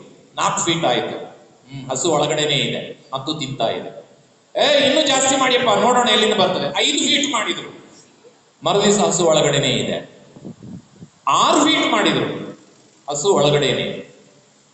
ಬಹುಶಃ ಮೊದಲೇ ಮಾಡಬಹುದಾದ ಕೆಲಸ ಈಗ ತೊಡಗಿದ್ರು ಯಜಮಾನರು, ಜಮೀನ್ದಾರ್. ಏನು ಅಂದ್ರೆ ಅದು ಎಲ್ಲಿಂದ ಬರ್ತದೆ ಮೊದಲೇ ನೋಡ್ಬೇಕಿತ್ತ ಬೇಡ, ಅದು ಎಲ್ಲಿಂದ ಬರ್ತದೆ ಅಂತ ನೋಡ್ಬೇಕು ಅಂತ ಆ ದಿವಸ 6 ಫೀಟ್ ಆದ್ಮೇಲೂ ಕೂಡ ಇದು ಒಳಗೆ ಬರ್ತದೆ ಅಂದ್ರೆ ಎಲ್ಲಿಂದ ಬರ್ಬೇಕು ನೋಡ್ಬೇಕು ಅಂತ ಆ ದಿವಸ ಬೆಳಿಗ್ಗೆ ಬೇಗ ಇದ್ದವರು ಆ ಹಸು ಬರೋದಕ್ಕಿಂತ ಮೊದಲೇ ಹೋಗಿ ಬೇಲಿ ಬದಿಯಲ್ಲಿ ಹೀಗೆ ಹೋಗ್ತಾರೆ. ಆ ಕಡೆ ಮನೆ ಹಸು ಬರ್ತಾ ಇದೆ. ಯೋಗಾನುಯೋಗದಿಂದ ಈಚೆ ಮನೆಯ ಹಸು ಕೂಡ ಬರ್ತಾ ಇದೆ. ಆ ಎರಡು, ಇದು ಕಥೆ, ಹಸುಗಳೆರಡು ಮಾತಾಡ್ತಾ ಇದ್ದೇವೆ. ಒಂದು ಹೇಳ್ತೇವೆ, ಹೊರಟಿಯಾ? ಹೊರಟಪ್ಪ. ಅಲ್ಲ, ನನಗೆ ಬಹಳ ಆಶ್ಚರ್ಯ ಆಗುವುದು, ಈ ಕಡೆ ಮನೆ ಹಸು ಕೇಳುದು, ಏನು ಅಷ್ಟು ಎತ್ತರದ ಬೇಲಿ, 6 ಅಡಿ ಎತ್ತರದ ಬೇಲಿ ಮಾಡಿದ್ದಾನೆ, ಅಷ್ಟು ಭದ್ರವಾಗಿ ಬೇಲಿ ಮಾಡಿದ್ದಾನೆ, ಆದ್ರೂ ಕೂಡ ನೀನು ಒಳಗೆ ಹೋಗ್ತೀಯಲ್ಲ ಹೇಗೆ? ಅದೆಲ್ಲ ನನ್ ಗುಟ್ಟು, ನಿನ್ಗೆ ಹೇಳಲ್ಲ. ಇಲ್ಲ ಹೇಳಪ್ಪ, ನನ್ಗೆ ಹೇಳು. ಇಲ್ಲ ಹೇಳಿದ್ರೆ ನೀನು ಬರ್ತೀಯ ನಾಳೆ, ಅವಾಗ ನಿನ್ನ ಜೊತೆಲಿ ನನಗೂ ಪೆಟ್ಟು ಬೀಳುತ್ತದೆ, ಅದ್ರಿಂದ ಹೇಳಲ್ಲ. ಇಲ್ಲ ಹೇಳು, ನಾನ್ ಬರಲ್ಲಪ್ಪ, ನಂಗೆ ಇದ್ರೆ ಹೇಗೆ ಆಗುತ್ತೆ, ಬರಲ್ಲ. ಇಲ್ಲ ಹೇಳ. ನಿನ್ಗೊಂದು ವಿಷಯ ಗೊತ್ತಾ? ಏನು? ಆ ಯಜಮಾನ ತೋಟದ ಬೇಲಿ ಎತ್ತರ ಎತ್ತರ ಎತ್ತರ ಎತ್ತರ ಮಾಡ್ತಾ ಇದ್ದಾನೆ, ಆದ್ರೆ ನನ್ಗೇನು ಚಿಂತೆ ಇಲ್ಲ. ಯಾಕೆ? ಅವನು ಮುಖ್ಯ ಗೇಟನ್ನು ತೆರೆದೇ ಇಡ್ತಾನೆ, ನಾನು ಯಾಕೆ ಯೋಚನೆ ಮಾಡಬೇಕು? ಮೇನ್ ಗೇಟ್ ಇದೆಯಲ್ಲ ಅದನ್ನ ತೆರೆದೇ ಇಡ್ತಾನೆ, ಬೇಲಿ ಎತ್ತರ ಮಾಡ್ತಾ ಇದ್ದಾನೆ, ನಾನು ಯಾಕೆ ಯೋಚನೆ ಮಾಡಬೇಕು ಅಂತ. ಒಂದು ಕ್ಷಣ ಯೋಚನೆ ಮಾಡಿ. 10 ಸಲ ಶಿಖರ್ಜಿ ಯಾತ್ರೆ ಮಾಡಿದ್ದೇನೆ, ಬೇಲಿ ಬಹಳ ಗಟ್ಟಿಯಾಗಿದೆ. ನಿತ್ಯ ಪೂಜೆ ಮಾಡ್ತೇನೆ, ಬೇಲಿ ಬಹಳ ಗಟ್ಟಿಯಾಗಿದೆ. ಎಷ್ಟು ಭಕ್ತಿ ಮಾಡ್ತೇನೆ, ಎಷ್ಟು ಯಾತ್ರೆ ಮಾಡ್ತೇನೆ, ಎಷ್ಟು ಪುಣ್ಯಕ್ಷೇತ್ರಗಳನ್ನು ನೋಡ್ತೇನೆ, ಎಷ್ಟು ಮುನಿಗಳ ಆಹಾರ ದಾನ ಮಾಡ್ತೇನೆ, ಎಷ್ಟು ಎಷ್ಟು ಎಷ್ಟು ಎಷ್ಟು ಎಲ್ಲ ಮಾಡ್ತೇನೆ, ಬೇಲಿ ಬಹಳ ಗಟ್ಟಿ ಇದೆ. ಮೇನ್ ಗೇಟ್ ಏನಿದೆ ಮುಚ್ಚಲೇ ಇಲ್ಲ ಅಂತ ಆದ್ರೆ ಎಷ್ಟು ಮಾಡಿದ್ರೆ ಏನು ಪ್ರಯೋಜನ? ಮಾಡ್ಲೇಬೇಕಾದದ್ದನ್ನು ಮೊದಲು ಮಾಡ್ಬೇಕಲ್ಲ. ಶರೀರದ ಒಳಗಿರ್ತಕ್ಕಂತಹ ಶುದ್ಧಾತ್ಮನನ್ನ, ಆತ್ಮನನ್ನ, ಪರಮಾತ್ಮನನ್ನ ಸಮೀಕರಿಸಿಕೊಳ್ತಕ್ಕಂತಹ, ನೋಡಿಕೊಳ್ತಕ್ಕಂತಹ ಶಕ್ತಿ ಬಾರದಿದ್ರೆ ಬಾಹ್ಯ ಕ್ರಿಯೆಗಳಲ್ಲಿ ಎಷ್ಟು ತೊಡಗಿದ್ರೆ ಏನಂತೆ? ಸಾಧನೆ ಆಗ್ಲಿಕ್ಕೆ ಸಾಧ್ಯನಾ? ಈ ಪ್ರಶ್ನೆ ಇಲ್ಲಿ ಬಂದದ್ದು. ಆದಿನಾಥ ಸ್ವಾಮಿ ಅದನ್ನೇ ಹೇಳ್ತಾರೆ. ಹೊರಗಡೆ ಉಗ್ರವಾದಂತ ತಪಸ್ಸನ್ನ ಬಾಹುಬಲಿ ಮಾಡ್ತಾ ಇದ್ದಾನೆ, ಆದರೆ ಅಂತರಂಗ ಕಷಾಯದಿಂದ, ಕಲ್ಮಶದಿಂದ ಕೂಡಿದೆಯಪ್ಪ, ಅದನ್ನು ನೀನೇ ಬಿಡಿಸ್ಬೇಕು, ಹೋಗುವುದು. ಓಡೋಡಿ ಬಂದಿದ್ದಾನೆ ಅಯೋಧ್ಯೆಗೆ, ಸುವಸ್ತುಗಳನ್ನೆಲ್ಲ ಸೇರಿಸಿಕೊಂಡಿದ್ದಾನೆ. ಸೇರಿಸಿಕೊಂಡಂತೆ ನೇರವಾಗಿ ಬಾಹುಬಲಿ ಇದ್ದಲ್ಲಿಗೆ ಹೋಗಿ ನೋಡ್ತಾನೆ. ಹೇಗಿದ್ದಾನೆ ಬಾಹುಬಲಿ? 12 ತಿಂಗಳ ಪರ್ಯಂತ ತಪಸ್ಸನ್ನ ಮಾಡುತ್ತಿರುವಂತಹ ಬಾಹುಬಲಿಯ ಮೈಯ ಮೇಲೆಲ್ಲ ಹುತ್ತ ಹಾವು ಬಳ್ಳಿ ಹರಿದಾಡ್ತಾ ಇದೆ. ಅಷ್ಟೇ ಅಲ್ಲ, ವಿದ್ಯಾಧರ ಸ್ತ್ರೀಯರು ಅವನಿಗೆ ಹಬ್ಬಿಕೊಂಡಿರ್ತಕ್ಕಂತಹ ಬಳ್ಳಿಯನ್ನ ದೂರ ಮಾಡಿ ಅವನ ತಪಸ್ಸಿಗೆ ಅನುಕೂಲ ಮಾಡಬೇಕು ಅಂತ ಬ್ರಾಹ್ಮಿ ಸುಂದರಿಯರ ರೂಪದಲ್ಲಿ ಆ ಬಳ್ಳಿಯನ್ನು ಬಿಡಿಸ್ತಾ ಇದ್ದಾರಂತೆ. ಇದನ್ನ ಭರತೇಶ ನೋಡಿದ. ನೋಡಿದ್ದೇ ಹೋಗಿ ಕಾಲಿಗೆ ಅಡ್ಡ ಬಿದ್ದಿದ್ದಾನೆ, ಬಾಹುಬಲಿಯನ್ನ ಭಕ್ತಿ ಮಾಡಿದ್ದಾನೆ, ಸುವಸ್ತುಗಳನ್ನು ಸಮರ್ಪಿಸಿದ್ದಾನೆ. ಎಲ್ಲ ಮಾಡಿ ಕೂತ್ಕೊಂಡು ಗಟ್ಟಿಯಾದ ಧ್ವನಿಯಿಂದ ಹೇಳ್ತಾನೆ, ಸ್ವಾಮಿ ಏನಿದು? ಯಾಕೆ ಹೀಗೆ? ಗುರುವೇ ನಿನ್ನಂತರಂಗದ ನೆಲೆಯನ್ನು ನಾನು ಗುರುನಾಥನೊಳು ಕೇಳಿ ಬಂದೆ. ಗುರುವೇ ನಿನ್ನಂತರಂಗದ ನೆಲೆಯನ್ನು ನಾನು ಗುರುನಾಥನೊಳು ಕೇಳಿ ಬಂದೆ. ಧರೆ ನನ್ನದೆಂದು ನೆನೆಬರೆ ಮಹಾತ್ಮ, ಧರೆ ನನ್ನದೆಂದು ನೆನೆಬರೆ ಮಹಾತ್ಮ, ಸರ್ವರು ಮುನ್ನ ಪಿಡಿದಾಳ್ದುದಲ್ತೆ, ಆ ಸರ್ವರು ಮುನ್ನ ಪಿಡಿದಾಳ್ದುದಲ್ತೆ. ಆದಿನಾಥ ಸ್ವಾಮಿಯ ಸಮವಶರಣದಲ್ಲಿ ಸಿಕ್ಕಿರ್ತಕ್ಕಂತಹ ಉತ್ತರ ನಿನಗೆ ಯಾಕೆ ಕೇವಲ ಜ್ಞಾನವಾಗಲಿಲ್ಲ ಅನ್ನುವಂಥ ತಿಳುವಳಿಕೆ ನನಗೆ ಬಂದಿದೆ. ಏನದು? ನಿಂತಿರುವ ನೆಲ ಅಣ್ಣನದ್ದು ಅಂತ ಯೋಚನೆ ಮಾಡ್ತಾ ಇದ್ದೀಯಂತೆ. ಯಾರೋ ಹೇಳಿದ ಮಾತಿಗೆ ತಲೆ ಕೆಡಿಸಿಕೊಂಡು, ನಾನು ಯಾವತ್ತೂ ಹೇಳಿಲ್ಲ ನಿನಗೆ. ಯಾರೋ ಹೇಳಿದ ಮಾತಿಗೆ ತಲೆ ಕೆಡಿಸಿಕೊಂಡು ನಿಂತ ನೆಲ ಅಣ್ಣನದ್ದು ಎನ್ನುವ ಕಲ್ಮಶವನ್ನು ತುಂಬಿಕೊಂಡು ನೀನು ಎಷ್ಟು ತಪಸ್ಸು ಮಾಡಿದ್ರೆ ಏನಪ್ಪ?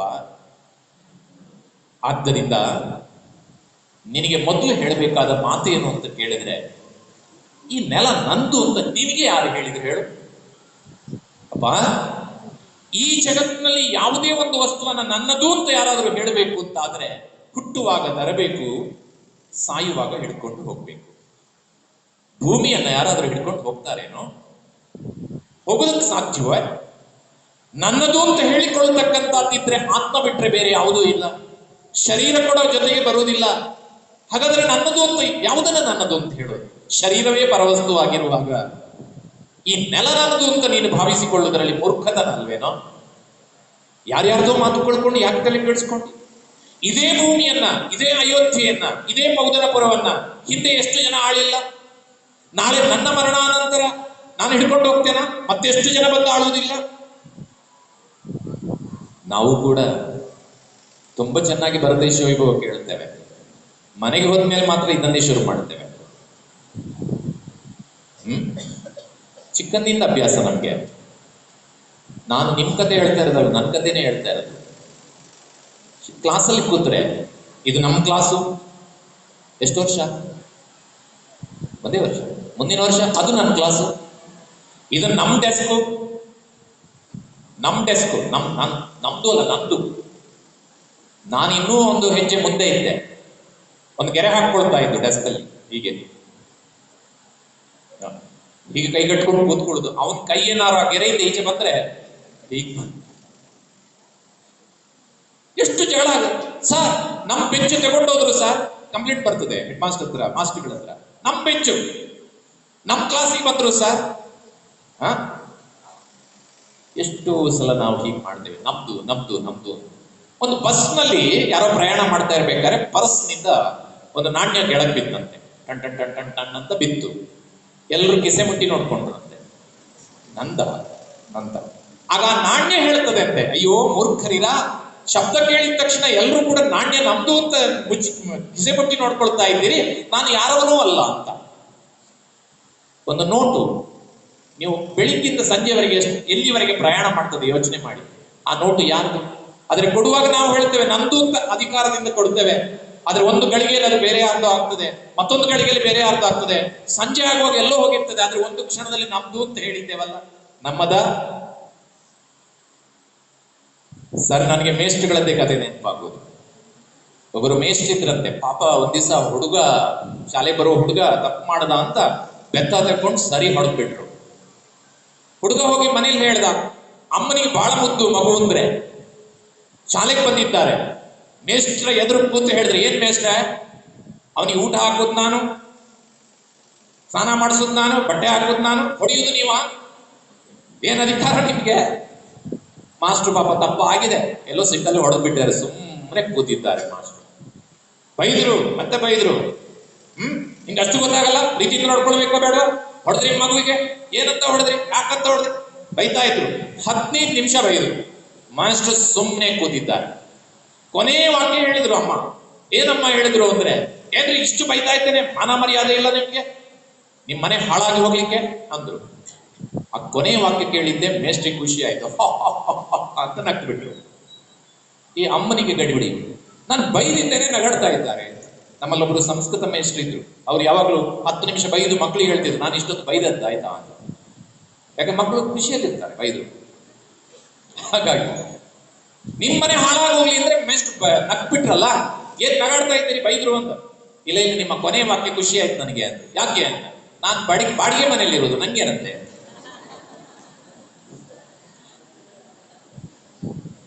ಆದರೆ ನೆನಪಿರ್ಬೇಕಾದ್ದು, ನಾವೆಲ್ಲ ಬಾಡಿಗೆ ಮನೆಯಲ್ಲೇ ಇರೋದು,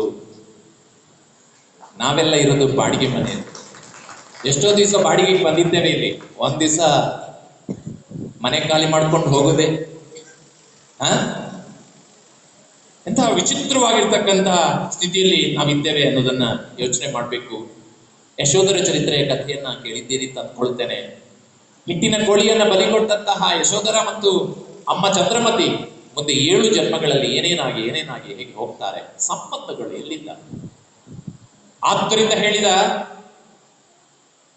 ಭರತೇಶ, ಅಯ್ಯ ಮೂರ್ಖತನವನ್ನ ಬಿಡು. ಈ ಕೊನೆಯ ಕ್ಷಣದಲ್ಲಿ ಇಷ್ಟೆಲ್ಲ ಸಾಧನೆ ಮಾಡ್ಲಿಕ್ಕೆ ಹೊರಟಿರ್ತಕ್ಕಂತಹ ನಿನಗೆ ಈ ಒಂದು ಚಿಕ್ಕ ಕಲ್ಮಶ ಯಾಕೆ ಕಾಡಬೇಕು?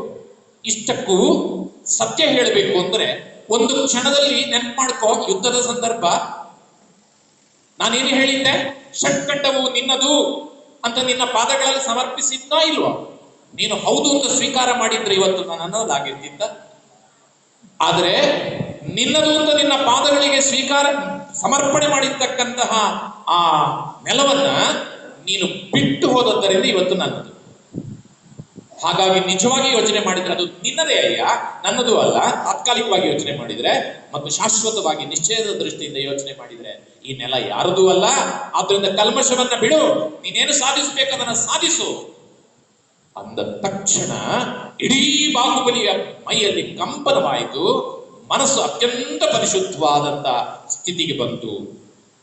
ಆ ಸ್ಥಿತಿಗೆ ಬಂದಂತಹ ಸಂದರ್ಭದಲ್ಲಿ ಕಲ್ಮಶಗಳೆಲ್ಲ ದೂರವಾಗಿ, ನೆಲ ಅಣ್ಣನದ್ದು ಇರ್ತಕ್ಕಂಥ ಭಾವನೆಯು ದೂರವಾಗಿ, ಆತ್ಮನಲ್ಲಿ ತಲ್ಲೀನವಾಗಿರ್ತಕ್ಕಂತಹ ಆ ಯಾವ ಸ್ಥಿತಿ ಇದೆಯೋ ಅದು ಪರಿಪೂರ್ಣತೆಯನ್ನ ಪಡೆದು ಬಾಹುಬಲಿಗೆ ಕೇವಲ ಜ್ಞಾನ ಪ್ರಾಪ್ತಿ ಆಯಿತು. ಬಲಿಯ ಬಾಹುಬಲಿ ಭಗವಾನ ಕೀ ಜಯ. ಕವಿಯ ಜಾಣತನ, ಬಾಹುಬಲಿಗೆ ಕೇವಲ ಜ್ಞಾನ ಪ್ರಾಪ್ತಿಯಾಗಲಿಕ್ಕೂ ಭರತೇಶನೇ ಕಾರಣ ಅಂತ ಹೇಳಬೇಕು ಅವನಿಗೆ. ಅದಕ್ಕೆ ಆಯ್ತು. ಬಾಹುಬಲಿಯ ಈ ಕೇವಲ ಜ್ಞಾನ ಪ್ರಾಪ್ತಿಯನ್ನ ಕಂಡಂತ ಭರತೇಶ ಸಂಭ್ರಮಿಸ್ತಾನೆ. ಸಂತೋಷದಿಂದ ಮತ್ತೊಮ್ಮೆ ಪೂಜಿಸಿ ಭಕ್ತಿ ಮಾಡಿ ಈಗ ಜಿನನಾದ ಬಾಹುಬಲಿ, ಗೆದ್ದ ಬಾಹುಬಲಿಯ ಮುಂದೆ ನಿಂತಿದ್ದಾನೆ. ನಿಂತ ಸಂದರ್ಭದಲ್ಲಿ ನಾವು ನೆನಪು ಮಾಡ್ಕೊಳ್ಬೇಕು ಇಲ್ಲಿ ಬಾಹುಬಲಿಯ ಶ್ರೇಷ್ಠತೆಯನ್ನ. ನಾನು ಬಾಹುಬಲಿಯನ್ನ ಬದಿಗಿಡಿ ಅಂತ ಹೇಳಿದ್ದೆ, ಬದಿಗಿಡ್ಲಿಕ್ಕೆ ಸಾಧ್ಯವೇ ಇಲ್ಲ ಬಾಹುಬಲಿಯನ್ನ. ಬಾಹುಬಲಿ ಯಾವಾಗಲೂ ಶ್ರೇಷ್ಠನೇ. ಯಾಕೆ? ನಾವು ಮಸ್ತಕಾಭಿಷೇಕದ ಸಂದರ್ಭದಲ್ಲೆಲ್ಲ ಹೇಳ್ತಾ ಇರ್ತೇವೆ, ಬಾಹುಬಲಿ ಯಾಕೆ ಶ್ರೇಷ್ಠನಾಗ್ತಾನೆ ಸಾಮಾನ್ಯ ಕೇವಲಿಯಾಗಿಯೂ ಕೂಡ ಅಂದ್ರೆ, ಅಪ್ಪ ಬೋಧಿಸಿದ ಮಾರ್ಗದಲ್ಲಿ ಅಪ್ಪ ಮುಕ್ತಿಯನ್ನ ಪಡೆಯುವುದಕ್ಕಿಂತ ಮೊದಲೇ ಆ ಮಾರ್ಗದಲ್ಲಿ ಗುರಿಯನ್ನ ಸಾಧಿಸಿದವನು ಬಾಹುಬಲಿ ಮಗ. ಎಂತಹ ಶ್ರೇಷ್ಠ! ಅಂತಹ ಶ್ರೇಷ್ಠತೆಯನ್ನು ಪಡೆದಿರ್ತಕ್ಕಂತಹ ಬಾಹುಬಲಿ, ಅದಕ್ಕೆ ಮುಂದೆ, ಯಾಕಂದ್ರೆ ಇನ್ನು ಸ್ವಲ್ಪ ಕಥೆ ಇದೆ, ಆದ್ರೂ ಮುಂದೆ ಸಿದ್ಧನಾಗ್ತಾನೆ. ಬಾಹುಬಲಿ ಸಿದ್ಧ ಪರಮೇಷ್ಠಿ ಆಗ್ತಾನೆ. ಆದಿನಾಥರು ಇನ್ನೂ ಕೂಡ 4 ಕರ್ಮಗಳ ಉಳಿದಿರುವುದರಿಂದ ನಮಸಿದ್ಧೇಭ್ಯ ಅಂತಾರೆ. ಅಂದ್ರೆ ಅರ್ಥ ಏನು? ಅಪ್ಪನೇ ಮಗನನ್ನ ನೆನಪು ಮಾಡ್ಕೊಳ್ತಾ ಇದ್ದಾರೆ ಅಂತ. ಬಾಹುಬಲಿ ಸಿದ್ಧ ಪರಮೇಷ್ಠಿ ಆದ ಹೊತ್ತಿನಲ್ಲಿಯೂ ಕೂಡ ನಮಸಿದ್ಧೇಭ್ಯ ಅಂತ ಆದಿನಾಥ ಸ್ವಾಮಿ ತಪಸ್ಸು ಮಾಡ್ತಾರೆ. ಅಂದ್ರೆ ಮಗನನ್ನ ಅಪ್ಪ ನೆನೀಬೇಕಾದ್ರೆ ಮಗನ ಹಿರಿತನ ಎಷ್ಟು ದೊಡ್ಡದು ಅಂತ ಯೋಚನೆ ಮಾಡಿ. ಹೀಗೆ ಹೇಳ್ತಾ ಕೂತ್ರೆ ಬೆಳಗಿನವರೆಗೆ ಆಗ್ತದೆ ಭರತೇಶ ವೈಭವ. ಆದ್ದರಿಂದ ನಾ ಮುಂದಕ್ಕೆ ಹೋಗ್ಬೇಕು. ಈಗ ಕೈ ಮುಗಿದು ಕುಳಿತಿರ್ತಕ್ಕಂತಹ ಭರತೇಶ ಹೇಳಿದ, ಸ್ವಾಮಿ ನನ್ನಿಂದ ತುಂಬಾ ಕಷ್ಟ ಆಯ್ತು ನಿಮಗೆ. ಸ್ವಾಮಿ ನನ್ನಿಂದು ಉಪಸರ್ಗವಾದುದೇ ಎಂದು ಭೂಮೀಶ ಭಿನ್ನವಿಸಿದನು. ಸ್ವಾಮಿ ನನ್ನಿಂದು ಉಪಸರ್ಗವಾದುದೇ ಎಂದು ಭೂಮೀಶ ಭಿನ್ನವಿಸಿದನು. ಆ ಮಾತು ಬೇಡೇಲೆ ಭವ್ಯ ದುಷ್ಕರ್ಮಾಳಿ, ಆ ಮಾತು ಬೇಡೇಲೆ ಭವ್ಯ ದುಷ್ಕರ್ಮಾಳಿ, ನೇಮಿಸಿತೆಂದನ ಸ್ವಾಮಿ, ನೇಮಿಸಿತೆಂದನ ಸ್ವಾಮಿ. ಕೈ ಮುಗಿದು ಭರತೇಶ ಕೇಳಿಕೊಳ್ತಾನೆ, ಸ್ವಾಮಿ ನನ್ನಿಂದ ಎಷ್ಟೋ ಕಷ್ಟಗಳಾದವು, ಉಪಸರ್ಗಗಳಾದವು. ನಿಮಗೆ 1 ವರ್ಷ ಪರ್ಯಂತ ನೀವು ತಪಸ್ಸು ಮಾಡಿದ್ರು, ಧ್ಯಾನ ಮಾಡಿದ್ರು ಕೂಡ ಸಿದ್ಧಿಯನ್ನ ಪ್ರಾಪ್ತಿ ಮಾಡಿಕೊಳ್ಳಿಕ್ಕೆ ಆಗದೇ ಇರುವುದಕ್ಕೆ ನಾನು ಕಾರಣ ಅಥವಾ ನನ್ನವರು ಕಾರಣ. ಆದ್ರಿಂದ ನನ್ನನ್ನು ಕ್ಷಮಿಸು ಅಂತ ಹೇಳಿದ್ರೆ ದಿವ್ಯ ಧ್ವನಿ ಆಯಿತಂತೆ ಬಾಹುಬಲಿಯಿಂದ. ಅಯ್ಯ, ಯಾರನ್ನ ಯಾರೂ ಉಪಸರ್ಗ ಕೊಡುವುದಕ್ಕೆ ಸಾಧ್ಯ ಇಲ್ಲ. ಅವರವರ ಕರ್ಮಗಳು ಮಾತ್ರ, ಪಾಪಕರ್ಮಗಳು ಮಾತ್ರ ಅವರಿಗೆ ಉಪಸರ್ಗವನ್ನು ಕೊಡುತ್ತವೆ ವಿನಃ ಇನ್ನೊಬ್ಬರು ಉಪಸರ್ಗ ಕೊಟ್ಟರು ಅಂತ ಹೇಳಿದ್ರಲ್ಲಿ ಅರ್ಥ ಇಲ್ಲ. ಪಾರ್ಶ್ವನಾಥ ಸ್ವಾಮಿಯ ಸಂದರ್ಭದಲ್ಲಿಯೂ ಇದೇ ಮಾತಾಡ್ತಾರೆ. ನಿನ್ನಿಂದ ಉಪಸರ್ಗ ಆಗಿಲ್ಲ, ಅದರ ಬಗ್ಗೆ ಯೋಚನೆ ಮಾಡಬೇಡ. ನನ್ನ ಪೂರ್ವಾರ್ಜಿತವಾದಂತಹ ದುಷ್ಕರ್ಮಗಳ ಫಲವನ್ನು ನಾನು ಅನುಭವಿಸಬೇಕಾಯಿತು, ಆದರೆ ಈಗ ಎಲ್ಲವೂ ಸಾಂಗವಾಗಿದ್ದಾರೆ, ಚಿಂತೆ ಬೇಡ, ನೀನು ಮರಳಿ ಅಯೋಧ್ಯೆಗೆ ಹೋಗು, ನಿನ್ನವರು ಕಾಯ್ತಾರೆ ಅಂತ ಬಾಹುಬಲಿ ಉಪದೇಶ ಮಾಡಿದ ಅಂತ ಹೇಳ್ತಾರೆ. ಭಕ್ತಿ ಮಾಡಿದಂತ ಭರತೇಶ ಮತ್ತೆ ಮರಳಿ ಅಯೋಧ್ಯೆಗೆ ಬಂದಿದ್ದಾನೆ. ಸುದ್ದಿಯನ್ನು ಎಲ್ಲರಿಗೂ ತಿಳಿಸಿದ್ದಾನೆ. ಎಲ್ಲರೂ ಸಂತೋಷ ಪಟ್ಟಿದ್ದಾರೆ, ಬಾಹುಬಲಿಗೆ ಕೇವಲ ಜ್ಞಾನವಾಗಿದೆ ಅಂತ. ಆದರೆ ಜಾಣ ರತ್ನಾಕರ ಬಾಹುಬಲಿಗೊಂದು ಗಂಧಕುಟಿಯನ್ನು ಕಟ್ಟಿ ಗಂಧಕುಟಿಯನ್ನ ವಿಹಾರಕ್ಕೆ ಕಳಿಸ್ತಾನೆ. ಇದು ಜಾಣತನ. ಗಂಧಕುಟಿ ಸಮವಚರಣದೊಂದಿಗೆ ವಿಹರಿಸ್ತದೆ. ಆದ್ರೆ ಇಲ್ಲಿ ಕವಿಯ ಜಾಣತನದಿಂದ, ಕವಿ ಏನು ಮಾಡಬಲ್ಲ, ಕವಿಯ ಜಾಣತನದಿಂದ ಗಂಧಕುಟಿ ಸ್ವತಂತ್ರವಾಗಿ ವಿಹರಿಸಲಿಕ್ಕೆ ಪ್ರಾರಂಭ ಆಗ್ತದೆ. ಸ್ವತಂತ್ರವಾಗಿ ವಿಹರಿಸಲಿಕ್ಕೆ. ಆದ್ರೆ ನಮ್ಮ ರತ್ನಾಕರ ಎಂತ ಜಾಣ ಅಂದ್ರೆ ವಿಹರಿಸ್ತಾ ಕರ್ನಾಟಕಕ್ಕೆ ತಗೊಂಡು ಬರ್ತಾನೆ. ಬಾಹುಬಲಿಯ ಗಂಧಕುಟಿ ಕರ್ನಾಟಕಕ್ಕೆ ಬಂದು ಅಂತ ಹೇಳ್ತಾರೆ. ಯಾಕೆ? ಕವಿ ಅವನ ಊರಿಗೆ ಬರದಿದ್ರೆ ಅದು ಗಂಧಕುಟಿಯ, ಅವನಿಗೊಂದು ಹೆಮ್ಮೆ. ಆದ್ದರಿಂದ ಕರ್ನಾಟಕ, ಆಂಧ್ರ ಪ್ರದೇಶ ಮೊದಲಾದಂತಹ ಈ ಭಾಗದಲ್ಲಿ ಅದು ಹೇಗೆ ವಿಹರಿಸ್ತು ಎನ್ನುವುದನ್ನ ಬಹಳ ಸುಂದರವಾಗಿ ವಿವರಣೆ ಕೊಟ್ಟಿದ್ದನ್ನು ನಾನು ಕೊಡ್ತಾ ಇಲ್ಲ. ವಿಹರಿಸ್ತಾ ಬಾಹುಬಲಿಯ ಗಂಧಕುಟಿ ಸಮವಚರಣದ ರೀತಿಯಲ್ಲಿ ಅಯೋಧ್ಯೆಯ ಸಮೀಪಕ್ಕೆ ಬಂದಿದೆ. ಸುದ್ದಿ ಕೊಟ್ಟಿದ್ದಾರೆ, ಒಂದು ನಮ್ಮ ಅಯೋಧ್ಯೆಯ ಸಮೀಪಕ್ಕೆ ಬಾಹುಬಲಿಯ ಗಂಧಕುಟಿ ಬಂದಿದೆ ಎನ್ನುವ ಸುದ್ದಿಯನ್ನ ದೂತರು ತಿಳಿಸಿದ್ದಾರೆ. ಸುರಭೇರಿ ಮೊಳಗೆ ಸರ್ವರು ಜಯ ಜಯ ಏನೆ, ಧರೆಯಲ್ಲಿ ಪ್ರಭೆ ತುಂಬಿ ತೊಳುಗೆ. ಸುರಭೇರಿ ಮೊಳಗೆ ಸರ್ವರು ಜಯ ಜಯ ಏನೆ, ಧರೆಯಲ್ಲಿ ಪ್ರಭೆ ತುಂಬಿ ತೊಳುಗೆ. ತರಣಿ ಮಂಡಲ ನೀಲು ಒಲು ಗಂಧ ಕುಟಿ ನಿಂದು, ತರಣಿ ಮಂಡಲ ನೀಲು ಒಲು ಗಂಧ ಕುಟಿ ನಿಂದು, ದರೆ ಬಾನದೊಳುರ ಪೊರಗೆ, ನಿಂದು ದರೆ ಬಾನದೊಳುರ ಪೊರಗೆ. ಗಂಧಕುಟಿ ಅಯೋಧ್ಯೆಯ ಬಳಿಗೆ ಬಂದಿದೆ ಎನ್ನುವಂತ ಸುದ್ದಿಯನ್ನು ಪಡೆದಂತ ಭರತೇಶ ಅಲ್ಲಿ ಬಾಹುಬಲಿ ಜನದೇವನನ್ನ ಪೂಜಿಸುವುದಕ್ಕಾಗಿ ಸುವಸ್ತುಗಳೊಂದಿಗೆ ಹೊರಟು ನಿಂತಿದ್ದಾನೆ. ಮಡದಿಯರು ಯಾರೂ ಬರುವುದು ಬೇಡ ಹೇಳಿದ. ಕೇವಲ ತನ್ನ ಮಕ್ಕಳನ್ನ ಮಾತ್ರ ಒಡಗೂಡಿಸಿಕೊಂಡು ಬಾಹುಬಲಿಯ ಗಂಧಕುಟಿಗೆ ಹೊರಟಿದ್ದಾನೆ. ಅಷ್ಟೊತ್ತಿಗೆ ಯಶಸ್ವತಿ ಕಾಣಿಸಿಕೊಂಡು ಏನಮ್ಮ ಅಂತ ಕೇಳಿದ. ನಾನು ನಿನ್ನ ಜೊತೆಯಲ್ಲಿ ಬರುವವಳು ಅಂದ್ಲು. ಅಮ್ಮ ಬೇಡ ಅಂತ. ನಿನಗಾಗುದಿಲ್ಲ, ಬೇಡ. ಇಲ್ವೋ, ನನ್ನ ಹಣ್ಣು ನೆರೆದಿದೆ, ನಾನು ಬರಬೇಕು ಅಂದ್ಲು. ಸರಿ ಅಮ್ಮ ಬಾ. ತಾಯಿಯಾದಂತಹ ಯಶಸ್ವತಿ ದೇವಿಯನ್ನು ಕರೆದುಕೊಂಡು ಸುವಸ್ತುಗಳ ಸಮೇತವಾಗಿ ಬಾಹುಬಲಿಯ ಗಂಧಗುಡಿಯ ಬಳಿಗೆ ಹೋಗಿದ್ದಾನೆ.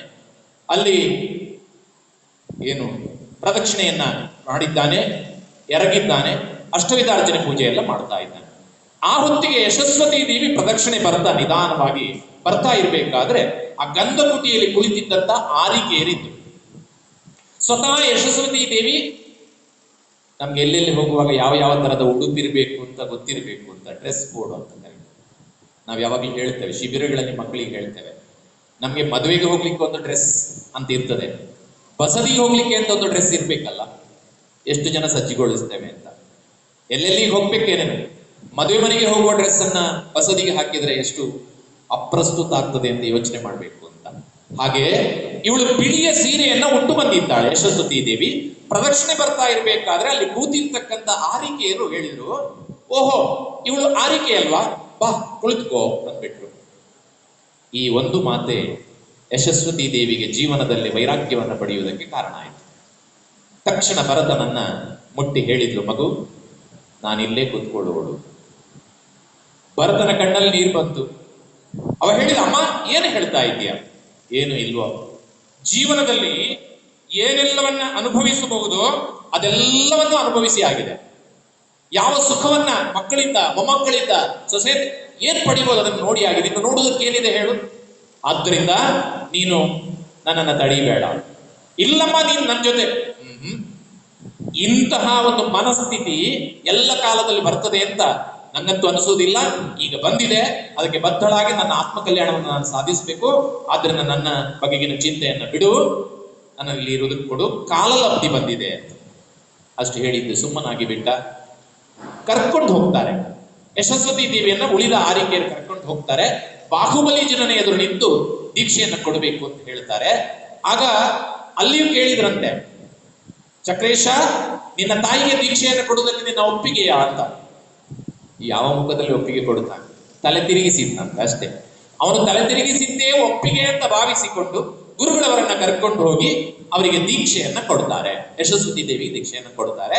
ಅಲ್ಲೇ ಒಂದು ವಾಕ್ಯವನ್ನ ರತ್ನಾಕರ ಬರೀತಾನೆ, ಗುರುಗಳಿಗೆ ಆಗದುದು ಯಾವುದಿದೆ, ಗುರುಗಳು ಏನೂ ಮಾಡಬಹುದು ಅಂದ್ರೆ ಏನು ಸಾಧನೆಯನ್ನ ಮಾಡಬಹುದು ಅಂತ ಹೇಳ್ತಾರೆ. ಹಾಗೆ ದೀಕ್ಷೆಯನ್ನ ಅಲ್ಲಿ ಕೊಡ್ತಾರೆ. ದೀಕ್ಷೆ ಕೊಟ್ಟಂತಹ ಯಶಸ್ವತಿ ದೇವಿಯನ್ನು ಎದುರುಕೊಳ್ಳಿರಿಸಿ ಭಗವಂತನಿಂದ ಉಪದೇಶ ಆಗ್ತದೆ. ಏನು ಉಪದೇಶ ಆಯಿತು ಅನ್ನೋದನ್ನ ಕವಿ ಹೇಳ್ತಾರೆ. ತನು ಮೊದಲಾದುವೆಲ್ಲವೂ ಪರವಸ್ತು, ಹಂಸನೆ ನಿನ್ನ ವಸ್ತು ನಂಬೆಂದು.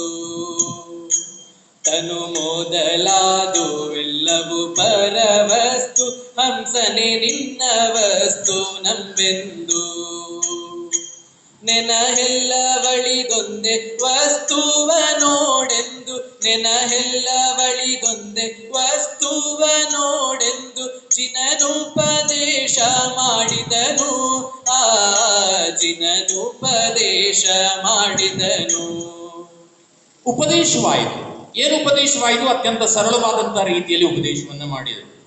ಈ ಜಗತ್ತಿನಲ್ಲಿ ನಮ್ಮದು ಅಂತ ಇರ್ತಕ್ಕಂಥದ್ದು ನಮ್ಮ ನಮ್ಮ ಆತ್ಮಗಳು ಮಾತ್ರ. ಆತ್ಮನಿಗೆ ಕವಚವಾಗಿರ್ತಕ್ಕಂಥ ಈ ಶರೀರ ಕೂಡ ನಮ್ಮದಲ್ಲ, ಅದು ಪರವಸ್ತು ಎನ್ನುವ ಪರಿಜ್ಞಾನ ಯಾವಾಗ ಬರ್ತದೋ ಆಗ ನಾವು ಜೀವನದಲ್ಲಿ ಗೆದ್ದು ಅಂತ ಅರ್ಥ. ಹಾಗಾಗಿ ಆ ಗೆಲುವನ್ನ ಪ್ರತಿಯೊಬ್ಬರು ಪಡೆಯಬೇಕು. ನೀನು ಕೂಡ ಆ ಗೆಲುವನ್ನ ಪಡೆಯುವುದಕ್ಕೆ ಉದ್ಯುಕ್ತಳಾಗಿದ್ದೀಯಾ. ಆದ್ರಿಂದ ನಿನಗೆ ವಿವೇಕ ಜಾಗೃತವಾಗಿದೆ ಅಂತ ಅರ್ಥ. ಈಗ ನೀನು ಮಾಡಬೇಕಾದದ್ದೇನು ಕೇಳಿದ್ರೆ, ಪರವಸ್ತುಗಳಲ್ಲಿ ಇರತಕ್ಕಂತಹ ನಿನ್ನ ಮನಸ್ಸನ್ನ ಗಮನವನ್ನ ಬಿಟ್ಟು ಕೇವಲ ತನ್ನ ಸ್ವವಸ್ತುವಿನಲ್ಲಿ ನಿನ್ನದು ಅಂತ ಏನಿದೆಯೋ ಅದರಲ್ಲಿ ಮಾತ್ರ ನಿನ್ನ ಮನಸ್ಸನ್ನು ತೊಡಗಿಸಿದೆ ಅಂತಾದರೆ ನಿನ್ನ ಗೆಲುವು ಖಂಡಿತ ಸಾಧಿತವಾಗ್ತದೆ. ಹಾಗಾಗಿ ಪರವಸ್ತುಗಳ ಚಿಂತೆಯನ್ನು ಬಿಡು, ಸ್ವವಸ್ತುವಿನಲ್ಲಿ ನಿನ್ನ ಮನಸ್ಸನ್ನು ತೊಡು ಅಂತ ಉಪದೇಶವಾಯಿತು. ಅದೇ ರೀತಿಯಲ್ಲಿ ಯಶಸ್ವತಿ ದೇವಿ ಧ್ಯಾನಮಗ್ನರಾಗಿ ಕೂತ್ಕೊಳ್ತಾಳೆ. ಭರತ ಚಕ್ರವರ್ತಿ ಅಲ್ಲಿಂದ ಹೊರಟು ನಿಲ್ತಾನೆ, ಮನೆಗೆ ಬರ್ತಾನೆ. ಮನೆಗೆ ಬಂದಾಗ ಎಲ್ಲ ಸೊಸೆಯಂದಿರು ಕೂಡ ಅತ್ತೆಯಲ್ಲಿ ಅಂತ ಕೇಳ್ತಾರೆ. ಕಣ್ಣಲ್ಲಿ ಕಣ್ಣೀರು ತಂದು ಹೇಳಿಬಿಡ್ತಾನೆ, ಅಮ್ಮ ದೀಕ್ಷೆಯನ್ನು ತೆಕ್ಕೊಂಡ್ರು ಅಂತ. ಎಲ್ಲರೂ ಅಳ್ತಾರೆ. ಕೊನೆಗೊಂದು ವಾಕ್ಯ ಇದೆ, ಎಲ್ಲರೂ ಅಳುವುದು ಮಾತ್ರ ಅಲ್ಲ, ಎಲ್ಲರೂ ಗಂಧಗುಡಿಗೆ ಬೈದರು ಅಂತ. ಆ ಗಂಧಕುಟಿ ಯಾಕೆ ಬಂತು, ನಮ್ಮ ಅತ್ತೆಯನ್ನ ಕರ್ಕೊಂಡು ಹೋಯ್ತಲ್ಲ ಅಂತ ತಾತ್ಕಾಲಿಕವಾಗಿ ಲೌಕಿಕವಾದಂತ ದೃಷ್ಟಿಯಿಂದ ಗಂಧಕುಟಿಯನ್ನ ಬೈದರಂತೆ ಎಲ್ಲರೂ ಕೂಡ. ಆಮೇಲೆ ತಮ್ಮಷ್ಟಕ್ಕೆ ತಮ್ಮ ಸಾಂತ್ವನವನ್ನ ಪಡೀತಾ ಇದ್ದಾರೆ. ಆದರೆ ಭರತನಿಗೆ ಕುಂತಲ್ಲಿ ನಿಂತಲ್ಲಿ ತಾಯಿ ಯಶಸ್ವತಿ ದೇವಿಯ ನೆನಪಾಗ್ತದೆ. 3 ದಿವಸಗಳು ಕಳೆದಿದ್ದಾವೆ. ಆ ಕಡೆಯಿಂದ ಬಾಹುಬಲಿಯ ಗಂಧಕುಟಿ ವಿಹಾರ ಮಾಡ್ತಾ ಮಾಡ್ತಾ ಪೌದನಪುರಕ್ಕೆ ಹೋಗಿದೆ. ಈ ಕಡೆಯಿಂದ ಭರತೇಶ ಉಪ್ಪರಿಗೆ ಮೇಲ ಒಂದಿಷ್ಟು ಅಮ್ಮನನ್ನ ನೆನಪು ಮಾಡಿಕೊಳ್ತಲೇ ಆತ ಉಪ್ಪರಿಗೆ ಮೇಲೆ ನಿಂತಿದ್ದ. ಆಗ ದೂರದಿಂದ ಹಕ್ಕಿಯೊಂದು ಹಾರಿ ಬಂತು, ಪಾರಿವಾಳ ಹಕ್ಕಿ ಹಾರಿ ಬಂತು. ಬಂದಂತೆ ಭರತನ ಆ ಉಪ್ಪರಿಗೆ ಮೇಲೆ ಕೂತ್ಕೊಳ್ತು. ಅದಕ್ಕೆ ಮೊದಲು ನೀರುಣಿಸಿದ ಮೇಲೆ ನೋಡ್ತಾನೆ, ಅದರ ಕಾಲಿನಲ್ಲಿ ಒಂದು ಪತ್ರ ಜೋಡಿಸಲ್ಪಟ್ಟಿತ್ತು. ಅದನ್ನು ಬಿಚ್ಚಿ ನೋಡಿದರೆ ಸುನಂದಾ ದೇವಿ ಸಂದೇಶವನ್ನು ಕಳಿಸಿದ್ಲು, ಆದಷ್ಟು ಬೇಗನೆ ಪೌದನಪುರಕ್ಕೆ ಬರುವುದು. ಆ ಸಂದೇಶವನ್ನು ಕೇಳಿದ್ದೆ ಮೊದಲೇ ಹೇಳಿದ್ದಾನೆ, ಏನಾದರೂ ಸಮಸ್ಯೆಗಳು ಬಂದರೆ ನಾನಿದ್ದೇನೆ ಅಂತ. ಧಾವಿಸಿದ್ದಾನೆ ಭರತೇಶ ಪೌದನಪುರಕ್ಕೆ ಧಾವಿಸಿದಾಗ ಅಮ್ಮ ಸುನಂದಾದೇವಿ, ಚಿಕ್ಕಮ್ಮ ಸುನಂದಾದೇವಿ ಎದುರು ಕಾಣಿಸಿಕೊಳ್ತಾಳೆ. ಮಗು, ಬಾಹುಬಲಿಯ ಗಂಧಕುಟಿ ಬಂದಿದೆ, ಆದ್ದರಿಂದ ದರ್ಶನಕ್ಕೆ ಹೋಗ್ಬೇಕು ಅಂತ ಆಲೋಚಿಸಿದ್ದೇವೆ, ನೀನು ಬರಬೇಕು ಅಂತ. ಸರಿಯಮ್ಮ ಹೋಗೋಣ ಅಂತ. ತಾಯಿ ಯಶಸ್ವತಿ ದೇವಿಯನ್ನು ಹೇಗೆ ಕರ್ಕೊಂಡು ಹೋದ್ನೋ ಅದೇ ರೀತಿಯಲ್ಲಿ ಚಿಕ್ಕಮ್ಮನಾದಂತಹ ಸುನಂದಾದೇವಿಯನ್ನು ಗಂಧಕುಟಿ ಕರ್ಕೊಂಡು ಹೋಗ್ತಾರೆ. ಪ್ರದಕ್ಷಿಣೆ ಬರ್ತಾರೆ. ಆರಿಕೆಯರು ಅದೇ ಮಾತು ಹೇಳ್ತಾರೆ, ಸುನಂದೆ ಅದೇ ಮಾತು ಹೇಳ್ತಾಳೆ. ನಾನು ವಿವರಿಸುವ ಚುಟುಕುತನಕ್ಕಾಗಿ ಈ ಮಾತನ್ನು ಹೇಳ್ತಾ ಇದ್ದೇನೆ. ಕೊನೆಗೂ ಸುನಂದಾ ದೇವಿ ಕೂಡ ದೀಕ್ಷೆಯನ್ನು ಸ್ವೀಕಾರ ಮಾಡಿ ಬಾಹುಬಲಿಯ ಗಂಧಕುಟಿಯನ್ನು ಸೇರ್ಕೊಳ್ತಾಳೆ. ಮತ್ತೊಂದು ನೋವು, ಭರತೇಶನಿಗೆ ಅಲೌಕಿಕ ದೃಷ್ಟಿಯಿಂದ ನೋವು. ಆ ನೋವನ್ನು ಅನುಭವಿಸಲೇ ಮತ್ತೆ ಬಂದಿದ್ದಾನೆ. ಒಂದಿಷ್ಟು ಕಾಲ ತನ್ನ ಆತ್ಮನ ಚಿಂತನೆಯಲ್ಲಿ ಈ ಹೊರಗಿನ ನೋವುಗಳನ್ನೆಲ್ಲವನ್ನು ಕೂಡ ಮರೀಲಿಕ್ಕೆ ಪ್ರಯತ್ನ ಪಡ್ತಾ ಎಂದಿನ ಹಾಗೆ ಅಂದೂ ಕೂಡ ಬೆಳಗ್ಗೆದ್ದು ಶುಚಿರ್ಭೂತನಾಗಿ ಜಿನಾಲಯಕ್ಕೆ ಹೋಗಿ ದೇವರ ದರ್ಶನವನ್ನ ಮಾಡಿ ಓಲಗ ಚಾವಡಿಯನ್ನ ಪ್ರವೇಶ ಮಾಡಿದ್ದಾನೆ. ಸಿಂಹಾಸನದ ಮೇಲೆ ಕೂತಿದ್ದಾನೆ. ಅಷ್ಟೊತ್ತಿಗೆ ಅಲ್ಲಿ ಸುತ್ತಲಿರ್ತಕ್ಕಂತಹ ಒಂದಿಷ್ಟು ಜನ ಕೈ ಮುಗಿದು ಒಂದು ಪ್ರಾರ್ಥನೆಯನ್ನ ಮಾಡಿದರು. ಏನು ಪ್ರಾರ್ಥನೆ ಅಂತ ಕೇಳಿದ್ರೆ, ಸ್ವಾಮಿ, ಯಾವಾಗಲೂ ನಿಮ್ಮನ್ನು ನೋಡ್ತೇವೆ ನಾವು, ಒಂದು ಪ್ರಶ್ನೆ ಕೇಳಬೇಕು ಅಂತ ನಮ್ಗೆ ಆಸೆ, ಆದ್ರೆ ನಿಮ್ಗೆ ಬಿಡುವಿಲ್ಲ, ಬಹಳ ದುರಾತುರಲ್ಲಿರೋರು. ಆದ್ರೆ ಇವತ್ತು ನಿಮ್ಮ ಮುಖ ನೋಡಿದ್ರೆ ಬಹಳ ವಿರಾಮದಲ್ಲಿರುವ ಹಾಗೆ ಕಾಣ್ತಾ ಇದೆ. ಆದ್ರಿಂದ ಕೇಳ್ತಾ ಇದ್ದೇವೆ, ಇಷ್ಟು ಕಾಲದಿಂದ ಆತ್ಮನ ಸಾಧನೆಯನ್ನ ಮಾಡ್ತಾ ಕೂತಿದ್ದೀರಲ್ಲ, ಅದು ಆತ್ಮನ ಸಾಧನೆಯನ್ನ ಮಾಡ್ತಾ ಈ ಜಗತ್ತಿಗೆ ಆದರ್ಶವಾಗಿದ್ದೀರಲ್ಲ, ಸ್ವಲ್ಪ ನಮ್ಗೆ ಆತ್ಮನ ಕುರಿತು ಏನಾದರೂ ಹೇಳಬಹುದಾ ಅಂತ ಕೇಳಿದ್ರು. ಭರತೇಶನಲ್ಲಿ ಕೇಳಿದ್ರು, ಆತ್ಮದ ಕುರಿತು ಒಂದಿಷ್ಟು ತಿಳ್ಕೊಳ್ಬೇಕು ಅಂತ ನಾವು ಬಯಸಿದ್ದೇವೆ, ನಮ್ಗೆ ತಿಳಿಸ್ಕೊಡಿ. ಭರತೇಶ ನಗ್ತಾ ಹೇಳಿದ, ಅದಕ್ಕೇನಂತೆ, ಇವತ್ತು ಸಕಾಲ, ಆದ್ರಿಂದ ಹೇಳ್ತೇನೆ ಹೇಳಿ ಆತ್ಮನ ಕುರಿತಾದ ವಿಚಾರಗಳನ್ನ ಅವನು ತಿಳಿಸ್ಲಿಕ್ಕೆ ಪ್ರಾರಂಭ ಮಾಡ್ತಾನೆ. ಅವ ಹೇಳಿದ, ಮೊದಲನೆಯದಾಗಿ ತಿಳಿಯಬೇಕಾದಂತ ಸಂಗತಿ ಯಾವುದು ಅಂತ ಕೇಳಿದ್ರೆ, ಆತ್ಮ ಹೊರಗಡೆ ಎಲ್ಲೋ ಇದ್ದಾನೆ ಅಂತ ಯೋಚನೆ ಮಾಡಬೇಕಾಗಿಲ್ಲ. ನಿಮಗೆ ಅತ್ಯಂತ ಅತ್ಯಂತ ಅತ್ಯಂತ ಸಮೀಪದಲ್ಲಿರುವವನೆಂದರೆ ಆತ್ಮನೇ. ದೂರವಲ್ಲ ಹಂಸನೆಲ್ಲರ ಮೈಯ ಬಿಡಾರಗೊಳಿರು ದೇಹನವನ. ದೂರವಲ್ಲ ಹಂಸನೆಲ್ಲರ ಮೈಯ ಬಿಡಾರಗೊಳಿರು ದೇಹನವನ. ಸಾರಿ ಮುಕ್ತಿಯ ನೇದಲರಿಯದೆ ಜಗವೆಲ್ಲ, ಸಾರಿ ಮುಕ್ತಿಯ ನೇದಲರಿಯದೆ ಜಗವೆಲ್ಲ, ಭಾರದ ಭವ ಬರುತ್ತಿಹುದು, ಆ ಭಾರದ ಭವ ಬರುತ್ತಿಹುದು. ಒಬ್ಬಳ ಅಜ್ಜಿ ಇದ್ಲಂತೆ, ಎಲ್ಲೋ ಹೋಗುವಾಗ ತನ್ನ ಕೈಯಲ್ಲಿರುವ ಹಣವನ್ನ ಕಳ್ಕೊಂಡ್ಬಿಟ್ಲು. ಬೆಳ್ಳಿಯ ನಾಣ್ಯ ಕಳ್ಕೊಂಡು ಬಿಟ್ಟಿದ್ದಾಳೆ. ಹುಡುಕ್ಲಿಕ್ಕೆ ಪ್ರಾರಂಭ ಮಾಡಿದ್ರು. ಅಜ್ಜಿ ಹೊರಗಡೆ ದಾರಿ ದೀಪದ ಅಡಿಯಲ್ಲಿ ಈ ಬೆಳ್ಳಿ ನಾಣ್ಯ ಹುಡುಕ್ತಾ ಇದ್ದಾಳೆ ಅಂತ 4 ಜನ ಯುವಕರು ಬಂದವರು ಅವಳ ಜೊತೆಗೆ ಅವರು ಹುಡುಕ್ಲಿಕ್ಕೆ ಶುರು ಮಾಡಿ ಹೇಳಿದ್ರು, ಏನ್ ಅಜ್ಜಿ ಏನು ಹುಡುಕ್ತಾ ಇದ್ದೆ? ಏನಿಲ್ಲ ಮಗು, ಬೆಳ್ಳಿ ನಾಣ್ಯ ಕಟ್ಕೊಂಡೆ ಅದನ್ನು ಹುಡುಕ್ತಾ ಇದ್ದೆ. ಇವರು ಹುಡುಕಿದ್ರು ಎಷ್ಟು ಹುಡುಕಿದ್ರು ಸಿಗ್ಲಿಲ್ಲ. ಕೊನೆಗೆ ಕೇಳಿದ್ರು, ಅಜ್ಜಿ ಸರಿ ಹೇಳು, ನಿನಗೆ ಎಷ್ಟು ನೆನಪಿದೆ ಅಷ್ಟು ಹೇಳು, ಎಲ್ಲಿ ಕಳ್ಕೊಂಡಿ? ಓ, ಅಲ್ಲಿ ಕತ್ಲೆ ಉಂಟಲ್ಲ, ಅಲ್ಲಿ ಕಳ್ಕೊಂಡೆ ಅಂತಂತೆ. ಮತ್ತೆ ಇಲ್ಲಿ ಯಾಕೆ ಹುಡುಕ್ತಾ ಇದ್ದಿ? ಆಗ ಅಜ್ಜಿ ಹೇಳ್ತಾಳೆ, ಅಲ್ಲಿ ಬೆಳಕಿಲ್ಲಲ್ಲ, ಅದಕ್ಕೆ ಇಲ್ಲಿ ಹುಡುಕ್ತಾ ಇದ್ದೆ. ಎಲ್ಲಿ ಹುಡುಕಬೇಕೋ ಅಲ್ಲೇ ಹುಡುಕಬೇಕು. ನಮ್ಗೆ ಸಿಗಬೇಕು ಅಂತಾದ್ರೆ ಸಿಗಬೇಕಾದ ವಸ್ತು ಎಲ್ಲಿ ಇರ್ತದೋ ಅಲ್ಲೇ ಹುಡುಕ್ಬೇಕು. ಹೊರಗಡೆ ಜಗತ್ತಿನಲ್ಲಿ ನೀವು ಆತ್ಮನನ್ನ ಹುಡುಕಿದ್ರೆ ನಿಮ್ಗೆ ಆತ್ಮ ಸಿಕ್ಕೋದಿಲ್ಲ, ಆತ್ಮನ ಅರಿವೇ ಆಗೋದಿಲ್ಲ. ಆತ್ಮನನ್ನ ಹುಡುಕಬೇಕಾದ್ರೆ ಇಲ್ಲಿ ಹುಡುಕಬೇಕು. ನಾವು ಶಿಬಿರದ ಮಕ್ಕಳಿಗೆ ತುಂಬ ಸಲ ಹೇಳುವಾಗ ಒಂದು ಉದಾಹರಣೆಯನ್ನು ಕೊಡ್ತೇನೆ ನಾನು. ಇದು ಸುಳ್ಳಲ್ಲ ಅಥವಾ ಪರಿಕಲ್ಪನೆ ಅಲ್ಲ, ನಂಬಿಕೆ ಅಲ್ಲ. ರಷ್ಯಾ ದೇಶದಲ್ಲಿ ನಡೆದಿರ್ತಕ್ಕಂಥ ಘಟನೆ ಪತ್ರಿಕೆಗಳಲ್ಲಿ ಬಂದಿತ್ತು. ನಾನಂತೂ ಕತ್ತರಿಸಿ ಇಟ್ಟಿದ್ದೆ. ರಷ್ಯಾ ದೇಶದಲ್ಲಿ ವೈದ್ಯರೆಲ್ಲ ಸೇರಿ ಕೆಲವು ವರ್ಷಗಳ ಹಿಂದೆ ಒಂದು ಆಪರೇಷನ್ ಮಾಡ್ತಾರೆ. ಬಹಳ ಮುಖ್ಯವಾದಂತಹ ಆಪರೇಷನ್ ಆದ್ದರಿಂದ 4-6 ಕ್ಯಾಮರಾಗಳನ್ನ, ಸೂಕ್ಷ್ಮ ಕ್ಯಾಮರಾ, CC ಕ್ಯಾಮರಾಗಳನ್ನ ಅಳವಡಿಸಿ ಆಪರೇಷನ್ ಮಾಡತಕ್ಕಂಥ ಕೆಲಸವನ್ನು ಮಾಡ್ತಾರೆ. ಏನಾಯ್ತು, ರೋಗಿಯನ್ನ ಮಲಗಿಸಿದ್ದಾರೆ, ಕ್ಯಾಮರಾ ಆನ್ ಮಾಡಿದ್ದಾರೆ, ಎಲ್ಲ ರೆಕಾರ್ಡಿಂಗ್ ಆಗ್ತಾ ಇದೆ. ಅರ್ಧ ಆಪರೇಷನ್ ಆಗುವಾಗ ರೋಗಿ ಸತ್ತು ಹೋಗ್ಬಿಟ್ಟ. ಸರಿ, ಮುಂದೇನ್ ಮಾಡೋದು? ಎಲ್ಲ ಕ್ಲೋಸ್ ಮಾಡಿದ್ರು, ಎಲ್ಲ ಮಾಡಿದ್ರು, ಹೋದ್ರು. ಆದ್ರೆ ಒಬ್ಬ ವೈದ್ಯನಿಗೆ ಒಂದು ಕುತೂಹಲ, ರೆಕಾರ್ಡಿಂಗ್ ಹೇಗಾಗಿದೆ ನೋಡ್ಬೇಕು ಅಂತ. ಆತ ಏನ್ ಮಾಡಿದ, ಹೋಗಿದ್ದೆ ಆ ರೆಕಾರ್ಡಿಂಗ್ ಅನ್ನ ಅಂದ್ರೆ ಸಂಗ್ರಹ ಮಾಡ್ಕೊಂಡು ಎಲ್ಲ ಮಾಡ್ಕೊಂಡು ವಿಡಿಯೋ ಪ್ಲೇಯರ್ ನಲ್ಲಿ ಅದನ್ನ ಪ್ಲೇ ಮಾಡ್ತಾನೆ. ಪ್ಲೇ ಮಾಡಿದಾಗ ಯಾವ ಹೊತ್ತಿನಲ್ಲಿ ಆಪರೇಷನ್ ಮಾಡಿ ರೋಗಿ ಸತ್ತು ಹೋದ್ನೋ ಆ ಹೊತ್ತಿನಲ್ಲಿ ಒಂದು ಅಸ್ಪಷ್ಟವಾಗಿರ್ತಕ್ಕಂಥ ಶರೀರ, ಒಂದು ಅಸ್ಪಷ್ಟವಾಗಿರ್ತಕ್ಕಂಥ ಆಕಾರ ಆ ಶರೀರವನ್ನ ಬಿಟ್ಟು ಮೇಲೆ ಹೋಗ್ತಾ ಇರುವುದನ್ನ ಸೂಕ್ಷ್ಮವಾದಂತ CC ಕ್ಯಾಮರಾಗಳು ದಾಖಲಿಸಿದ್ದು. ಆತ್ಮ ಎಲ್ಲಿದೆ ಅನ್ನೋದಕ್ಕೆ ವಿಜ್ಞಾನ ಕೊಡತಕ್ಕಂತಹ ಉತ್ತರವನ್ನು ನಾವು ಗಮನಿಸಬೇಕಾಗುತ್ತೆ. ಆದ್ದರಿಂದ ಆತ್ಮ ನಮ್ಮೊಳಗಿದ್ದಾನೆ, ನಮ್ಮ ಅಂತರಂಗದಲ್ಲಿದ್ದಾನೆ, ದೂರ ಎಲ್ಲೋ ಇಲ್ಲ.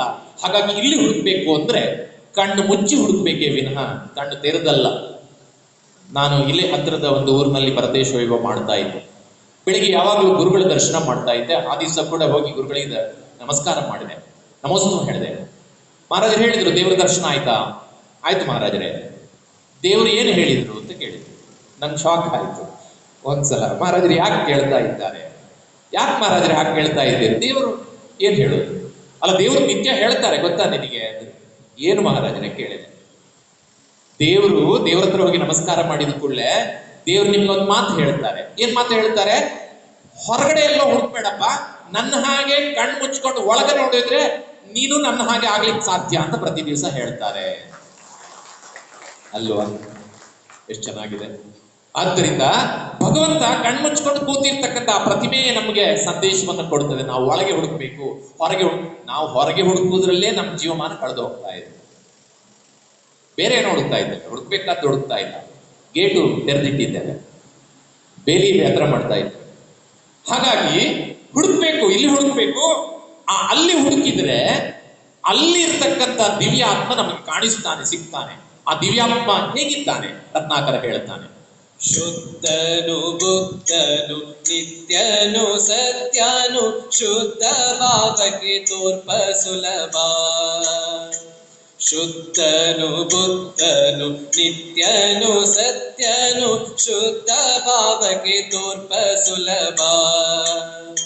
ಸಿದ್ಧನು ಜಿನನು ಶಂಕರನು ನಿರಂಜನ, ಸಿದ್ಧನು ಜಿನನು ಶಂಕರನು ನಿರಂಜನ, ಸಿದ್ಧನಲ್ಲದೆ ಬೇರನಲ್ಲ, ಸಿದ್ಧನಲ್ಲದೆ ಬೇರನಲ್ಲ. ಮಹಾಕವಿ ರತ್ನಾಕರ ಬರೆದಿರ್ತಕ್ಕಂಥ ಒಂದು ಪ್ರಸಿದ್ಧವಾದ ಪದ್ಯ. ತ್ರಿಜಗಸ್ವಾಮಿ ಜಿನೇಂದ್ರ ಸಿದ್ಧ ಶಿವ ಲೋಕಾರಾಧ್ಯ ವಿಷ್ಣು ಜಿತಾನಂದ ಪಶ್ಚಿಮ ಸಮುದ್ರಾಧೀಶ್ವರ, ಈಗ ಹೋಗ್ತದೆ ಅದು. ನಮ್ಮಲ್ಲಿ ಕೆಲವರು ಜಾಣರಿದ್ದಾರೆ, ಅವರೆಲ್ಲ ಹೇಳುವುದು ಮಹಾಕವಿ ರತ್ನಾಕರ ಸರ್ವಧರ್ಮ ಸಮನ್ವಯನ್ನ ಈ ಶ್ಲೋಕದಲ್ಲಿ ಸಾರಿದ್ದಾನೆ. ಸುಳ್ಳೆ. ಯಾಕೆ ಸುಳ್ಳೆ ಅಂದ್ರೆ ಅದೆಲ್ಲವೂ ನಮ್ಮ ಆತ್ಮನ ಕುರಿತಾಗಿರ್ತಕ್ಕಂಥ ಶಬ್ದಗಳಿವಿನ ವಿಷ್ಣು ಎನ್ನುವುದು ಅದು ಆ ವಿಷ್ಣುವನ್ನ ಕುರಿತಾಗಿರ್ತಕ್ಕಂಥದ್ದಲ್ಲ. ಶಿವ ಅಂದ್ರೆ ಅದು ನಮ್ಮ ಆತ್ಮನಿಗೆ ಸಂಬಂಧಪಟ್ಟ, ನಮ್ಮ ಜಿನನಿಗೆ ಸಂಬಂಧಪಟ್ಟದ್ದು. ನಮ್ಮ ಜಿನನನ್ನೇ ಸ್ತುತಿ ಮಾಡಿರ್ತಕ್ಕಂಥ ಪದ್ಯವನ್ನ ಸರ್ವಧರ್ಮದ ಶ್ಲೋಕ ಅಂತ ಹೇಳಿದ್ರೆ ಅದಕ್ಕೆ ಎಷ್ಟು ಅಪಚಾರ, ಯೋಚನೆ ಮಾಡಬೇಕು. ಹಾಗೆ ಇಲ್ಲಿ ಹೇಳ್ತಾನೆ, ಭರತೇಶ ಹೇಳ್ತಾನೆ ತನ್ನವರಿಗೆ, ನಮ್ಮ ಆತ್ಮ ಅಂತಕ್ಕಂಥವನು ಶುದ್ಧನು, ಬುದ್ಧನು, ಸಿದ್ಧನು, ಅವನು ಶಾಶ್ವತನು, ಜ್ಞಾನಿಯು, ಸತ್ಯನು, ಎಲ್ಲ ಗುಣಗಳನ್ನ ಹೇಳ್ತಾ ಹೋಗ್ತಾನೆ. ಇದನ್ನು ಒಂದೊಂದನ್ನು ವಿವರಿಸಿದ್ರೆ ಒಂದೊಂದು ಗಂಟೆ ತೆಗೆದುಕೊಳ್ಬೇಕಾಗ್ತದೆ. ಆದ್ರಿಂದ ಅದು ಯಾವುದಕ್ಕೂ ಕೂಡ ನಾನು ಹೋಗುವುದಿಲ್ಲ. ಶಂಕರನು, ಜಿನನು, ಎಲ್ಲವೂ ಅವನೇ. ಅಂತಹ ಶ್ರೇಷ್ಠನಾಗಿರ್ತಕ್ಕಂಥ ಆತ್ಮ ನಮ್ಮ ಜೊತೆಯಲ್ಲಿದ್ದಾನೆ. ಹಾಗಾದ್ರೆ ಅವನನ್ನು ನೋಡುವುದು ಹೇಗೆ? ಈ ಚರ್ಮ ಚಕ್ಷುಗಳಿಂದ ಅವನನ್ನು ನೋಡ್ಲಿಕ್ಕೆ ಸಾಧ್ಯ ಆಗುವುದಿಲ್ಲ. ಅವನನ್ನು ನೋಡ್ಬೇಕು ಅಂದ್ರೆ ತಾನನುಭವಿಸಬಹುದು ನುಡಿದನ್ಯಕ್ಕೆ ಮಾನಸದಟ್ಟಿಸಲರಿದು. ತಾನನುಭವಿಸಬಹುದು ನುಡಿದನ್ಯಕ್ಕೆ ಮಾನಸದಟ್ಟಿಸಲರಿದು. ಏನೆನ್ನಬಹುದದು ಕೇಳ್ವರ್ಗೆ ಸಟಿಯಾಗಿ, ಏನೆನ್ನಬಹುದದು ಕೇಳ್ವರ್ಗೆ ಸಟಿಯಾಗಿ, ಧ್ಯಾನಿಸುವಗೆ ದಿಟಬಹುದು, ಆ ಧ್ಯಾನಿಸುವಗೆ ದಿಟಬಹುದು. ತಾನು ಅನುಭವಿಸಬಹುದಲ್ಲದೆ ಇನ್ನೊಬ್ಬರಿಗೆ ವಿವರಿಸಿ ಹೇಳಲು ಆತ್ಮನ ಬಗ್ಗೆ ಸಾಧ್ಯ ಇಲ್ಲ. ಇದನ್ನ ಶತಕದಲ್ಲಿಯೂ ಕೂಡ ಬಹಳ ಸುಂದರವಾಗಿ ಕವಿ ಹೇಳ್ತಾ ಬಂದಿದ್ದಾನೆ. ಸಕ್ಕರೆ, ನಿಮ್ ಕಡೆ ಸಕ್ಕರೆ ಫ್ಯಾಕ್ಟರಿ ಜಾಸ್ತಿ. ಸಕ್ಕರೆ ಎಲ್ಲರೂ ನೋಡ್ತೀರಿ, ಸಿಹಿ ಎಷ್ಟು ಜನ ನೋಡಿದ್ದೀರಿ? ಯಾರಾದ್ರೂ ಒಬ್ಬ ಬಂದು ನನಗೆ ಸಿಹಿ ನೋಡ್ಬೇಕು, ಸಕ್ಕರೆ ಅಲ್ಲ ಅಂದ್ರೆ ಏನ್ ಮಾಡ್ತೀರಿ? ಒಂದ್ ಚಮಚ ಸಕ್ಕರೆ ಅವನ ಬಾಯಿಗೆ, ಅವನ ಕೈಗೆ ಹಾಕಿ ತಿಂದು ನೋಡಪ್ಪ, ಸಿಹಿ ಗೊತ್ತಾಗುತ್ತೆ ಅಂತ. ಸಿಹಿಯನ್ನ ಅನುಭವಿಸಬಹುದಲ್ಲದೆ, ಸಕ್ಕರೆ ಅಂದ್ರೆ ಸಿಹಿಯನ್ನ ಅನುಭವಿಸಿ ನೋಡಬೇಕಲ್ಲದೆ ಬೇರೆ ಯಾವ ರೀತಿಯಲ್ಲಿ ಕೂಡ ನೋಡೋದಕ್ಕೆ ಸಾಧ್ಯ ಇಲ್ಲ. ಆತ್ಮನು ಕೂಡ ಹಾಗೆ, ತಾನು ಅನುಭವಿಸಬಹುದಲ್ಲದೆ, ತನ್ನ ಅನುಭವದಿಂದ ನೋಡಬಹುದಲ್ಲದೆ, ಅನುಭವದ ಕಣ್ಣಿನಿಂದ ನೋಡಬಹುದಲ್ಲದೆ ಈ ಹೊರಗಿನ ಕಣ್ಣುಗಳಿಂದ ನೋಡೋದಕ್ಕೆ ಸಾಧ್ಯವೇ ಇಲ್ಲ. ಅದಕ್ಕೇನು ದಾರಿ? ಧ್ಯಾನ ಒಂದೇ ದಾರಿ ಅಂತ ಗಮನಿಸಬೇಕು ಬಂಧುಗಳು. ಜೈನ ಸಿದ್ಧಾಂತದಲ್ಲಿ 4 ರೀತಿಯ ಧ್ಯಾನ, ಇಲ್ಲಿ ಅಲ್ಲದೆ ನನಗೆ ಬೇರೆಲ್ಲೂ ಹೇಳಲಿಕ್ಕಾಗೋದಿಲ್ಲ, 4 ರೀತಿಯ ಧ್ಯಾನಗಳನ್ನು ಹೇಳಿದ್ದಾರೆ. ಬಹುಶಃ ಈಗ ನಾನು ಸುಮ್ಮನೆ ಹೀಗೆ ಕೇಳಿದ್ರೆ ಎಷ್ಟು ಜನ ಧ್ಯಾನ ಮಾಡ್ತೀರಿ ಮನೆಯಲ್ಲಿ ಅಂತ ಕೇಳಿದ್ರೆ ಬಹಳ ಜನ ಕೈ ಎತ್ತಲಿಕ್ಕಿಲ್ಲ. ಆದ್ರೆ ಒಂದು ಸತ್ಯವನ್ನ ಹೇಳ್ತೇನೆ, ಈ ಜಗತ್ತಿನಲ್ಲಿ ಎಷ್ಟು ಜನ ಇದ್ದಾರೋ ಅಷ್ಟೂ ಜನರು ಧ್ಯಾನ ಮಾಡ್ತಾರೆ. ಅಷ್ಟೂ ಜನರು, ನೀವೆಲ್ಲರೂ ಧ್ಯಾನ ಮಾಡ್ತೀರಿ, ಮಾಡುದಿಲ್ಲ ಅಂತ ಹೇಳಿದ್ರು ಧ್ಯಾನ ಮಾಡ್ತೀರಿ. ಆದರೆ ಜೈನ ಧರ್ಮದ ಧ್ಯಾನದ ಹಿನ್ನೆಲೆಯನ್ನ ತಿಳ್ಕೊಳ್ಬೇಕು. ಧ್ಯಾನವನ್ನ 4 ರೀತಿಯಲ್ಲಿ ವಿಭಾಗೀಕರಣ ಮಾಡಿದ್ದಾರೆ. ಆರ್ದ್ರ ಧ್ಯಾನ, ರೌದ್ರ ಧ್ಯಾನ, ಧರ್ಮ ಧ್ಯಾನ, ಶುಕ್ಲ ಧ್ಯಾನ. ಶುಕ್ಲ ಧ್ಯಾನ ಬಹಳ ಉನ್ನತ ಮಟ್ಟದಲ್ಲಿ ಇರತಕ್ಕಂತಹ ಜೀವಾತ್ಮರಿಗೆ ಮಾತ್ರ ಸಾಧ್ಯವಾಗ್ತಕ್ಕಂಥದ್ದು, ಅದು ನಮ್ಮ ಕೈಗೆಟ್ಟತಕ್ಕಂಥದ್ದಲ್ಲ. ಆದರೆ ಆರ್ದ್ರ ಧ್ಯಾನ ಅಂದ್ರೆ ಅರ್ಥ ಏನು ಅಂತ ಕೇಳಿದ್ರೆ, ನಮ್ಗೆ ಇಷ್ಟವಾದ ವಿಷಯಗಳ ಕುರಿತು ಯೋಚಿಸುವುದು. ನಮ್ಮ ಎಮ್ಮೆ ಮನೇಲಿ ಕಟ್ ಬಂದಿದ್ದೇವೆ, ಏನ್ ಮಾಡ್ತಾ ಇದೆಯೋ ಏನೋ, ನಮ್ಮ ಹುಡುಗನನ್ನ ಮೂಡುಬಿದ್ರೆಯಲ್ಲಿ ಆಳ್ವಾಸಿಗೆ ಸೇರಿಸಿದ್ದೇವೆ, ಸರಿಯಾಗಿ ಓದ್ತಾ ಇದ್ದಾನೋ ಇಲ್ವೋ, ಇದು ಆರ್ದ್ರ ಧ್ಯಾನ. ಧ್ಯಾನ ಧ್ಯಾನ ಅದು ನಮ್ಗೆ ಇಷ್ಟವಾದಂತಹ ವಿಷಯಗಳ ಕುರಿತು ಯೋಚನೆ ಮಾಡುವುದು ಆರ್ದ್ರ ಧ್ಯಾನವಾದ್ರೆ, ನಮಗಾಗದವರ ಕುರಿತು ಅವ ಹಾಳಾಗಿ ಹೋಗ್ಲಿ ಅಂತ ಇಷ್ಟ ಇಲ್ಲದ ವಿಷಯಗಳ ಕುರಿತು ಕೆಟ್ಟದಾಗಿ ಯೋಚನೆ ಮಾಡ್ತಕ್ಕಂಥದ್ದನ್ನ ರೌದ್ರ ಧ್ಯಾನ ಅಂದ್ರು. ಇದು 2ರಲ್ಲಿ ಯಾವ್ದಾದ್ರು ಒಂದು ಮಾಡ್ತಾ ಇದ್ದೇವೆ ನಾವು ಪ್ರತಿ ಗಳಿಗೆಯಲ್ಲಿ ಕೂಡ, ಯಾವ್ದಾದ್ರು ಒಂದು ಮಾಡ್ತಾ ಇದ್ದೇವೆ. ಆದ್ರೆ ನಮ್ಮ ಗುರುಗಳು, ನಮ್ಮ ಹಿರಿಯರು, ಶಾಸ್ತ್ರಗಳು ಏನ್ ಹೇಳ್ತವೆ ಕೇಳಿದ್ರೆ, ಇದು 2 ಅಶುಭ ಧ್ಯಾನಗಳಿವೆ, ನಿಮ್ಗೆ ಒಳ್ಳೆದನ್ನ ಮಾಡೋದಿಲ್ಲ ಇವು. ಆದ್ದರಿಂದ ನಿಮ್ಗೆ ಇಷ್ಟವಾದಂತ ವಸ್ತುಗಳ ಬಗ್ಗೆ ಕೂಡ ಹೆಚ್ಚು ಯೋಚನೆ ಮಾಡಬೇಡಿ, ಹೆಚ್ಚು ಚಿಂತೆ ಮಾಡಬೇಡಿ. ಮಾಡ್ಲೇಬೇಡಿ ಅಂತ ಹೇಳಲಿಲ್ಲ ನಾನು, ಹೆಚ್ಚು ಯೋಚನೆ ಮಾಡಬೇಡಿ. ಅಥವಾ ನಿಮ್ಗೆ ಆಗದವರ ಬಗ್ಗೆ ಕೂಡ ಹೆಚ್ಚು ಯೋಚನೆ ಮಾಡಬೇಡಿ. ಆದ್ರೆ ಮಾಡಬೇಕಾದದ್ದು, ಮಾಡಬಹುದಾದದ್ದು ಯಾವುದು ಕೇಳಿದ್ರೆ 3ನೇದಾದಂತ ಧರ್ಮ ಧ್ಯಾನ. ಧರ್ಮದ ಕುರಿತು ಯೋಚನೆ ಮಾಡಿದ್ರೆ ಅದು ಶುಭ ಧ್ಯಾನ ಇದೆ. ಆದ್ರಿಂದ ಧರ್ಮ ಧ್ಯಾನವನ್ನು ಮಾಡಬೇಕು. ಆ ಧರ್ಮ ಧ್ಯಾನವನ್ನ ಯಾರು ಮಾಡ್ತಾರೋ ಅವರು ಮಾತ್ರ ಆತ್ಮನನ್ನ ಅರ್ಥ ಮಾಡಿಕೊಳ್ಳಿಕ್ಕೆ ಸಾಧ್ಯ ವಿನಃ ಉಳಿದವರು ಯಾರು ಅರ್ಥ ಮಾಡ್ಕೊಳ್ಳಿಕ್ಕೆ ಸಾಧ್ಯ ಇಲ್ಲ ಅಂತ ಹೇಳಿ ಆತ್ಮನ ಕುರಿತಾಗಿರ್ತಕ್ಕಂಥ ತನ್ನ ವಿವರಣೆಯನ್ನ ಕೊಡ್ತಾ ಕೊನೆಗೆ ಹೇಳ್ತಾನೆ, ಇದರಿಂದ ಏನು ಸಾಧಿಸಬೇಕು ಅಂದ್ರೆ, ಮೈಯೊಳಗಿದ್ದ ಶುದ್ಧಾತ್ಮನ ನೋಡ್ಪಂಗೆ ಕೈಯೊಳಗಿರುವುದು ಕೈವಲ್ಯ. ಮೈಯೊಳಗಿದ್ದ ಶುದ್ಧಾತ್ಮನ ನೋಡ್ಪಂಗೆ ಕೈಯೊಳಗಿರುವುದು ಕೈವಲ್ಯ. ಸಂಯಮಿತಾನೆ ಸಕಹಸಿ ಧ್ಯಾನದಿ, ಸಂಯಮಿತಾನೆ ಸಕಹಸಿ ಧ್ಯಾನದಿ, ಕೊಯ್ಯನೆ ಕರ್ಮದ ಬೇರ, ಕೊಯ್ಯನೆ ಕರ್ಮದ ಬೇರ. ಆದ್ದರಿಂದ ಮನುಷ್ಯ ಜನ್ಮವನ್ನ ಪಡೆದಂತಹ ಮನುಷ್ಯನಿಗಿರ್ತಕ್ಕಂತಹ ಮಹಾಭಾಗ್ಯ ಏನು ಅಂತ ಕೇಳಿದ್ರೆ, ತನ್ನ ಮೈಯೊಳಗಿರುವ, ಎಲ್ಲೋ ಇರ್ತಕ್ಕಂಥದ್ದಲ್ಲ, ತನ್ನ ಮೈಯೊಳಗೆ ತನಗೆ ಅತ್ಯಂತ ಹತ್ತಿರ, ಬಹುಶಃ ಆತ್ಮನಷ್ಟು ಹತ್ತಿರ ಯಾರೂ ಇಲ್ಲ. ನಮ್ಮ ಶರೀರದ ಪಕ್ಕದಲ್ಲಿರುವ ಹೆಂಡತಿ, ಮಕ್ಕಳು ಯಾರು ಆತ್ಮನಷ್ಟು ಹತ್ತಿರ ನಮ್ಮೊಳಗೆ ಇದ್ದಾನೆ. ತನುಜಿನ ಗ್ರಹವೆಂದು ಮನಸಿಮ್ಮ ಪೀಠದೊಳ ಅನುಪಮಾತ್ಮನೆ ಜಿನನೆಂದು ನೆನೆಹಾನೆಲ್ಲವ ಬಿಟ್ಟು ಕಣ್ಮುಚ್ಚಿ ನೋಡುವಾಗ ಜಿನನಾಥ ತೋರುವನೊಳಗೆ ಅಂತ ಆತ್ಮನಲ್ಲಿ ಪರಮಾತ್ಮನನ್ನ ಕಾಣತಕ್ಕಂಥ ಶಕ್ತಿ ನಮಗೆ ಬಂತು ಅಂತಾದ್ರೆ ಕರ್ಮದ ಬೇರನ್ನ ಕೊಯ್ಯುವುದಕ್ಕೆ ಸಾಧ್ಯವಾಗ್ತದೆ. ಈ ಆತ್ಮ ಸ್ವತಂತ್ರನಾಗಿ ಮುಕ್ತಿಯ ಪಥಕ್ಕೆ ಹೊರಡುವುದಕ್ಕೆ ಸಾಧ್ಯ ಆಗ್ತದೆ. ಅಂತಹ ಸಾಧನೆಯನ್ನ ಮಾಡಬೇಕು. ಅದು ಧ್ಯಾನದಿಂದ ಮಾತ್ರ ಸಾಧ್ಯ. ಮೋಕ್ಷವನ್ನ ಪಡೆಯಬೇಕು ಅಂತ ಭರತೇಶ ಆತ್ಮನ ಕುರಿತಾದ ವಿವರಣೆಯನ್ನ ಆಸ್ಥಾನದಲ್ಲಿ ಕೊಡ್ತಾನೆ. ಈಗಾಗಲೇ ತಂದೆಯಾದಂತಹ ವೃಷಭನಾಥರು 3 ವರ್ಗಗಳನ್ನ 3 ಜಾತಿಗಳನ್ನ ಸೃಷ್ಟಿ ಮಾಡಿದ್ರು. ಕ್ಷತ್ರಿಯ, ವೈಶ್ಯ, ಶೂದ್ರ ಅಂತ.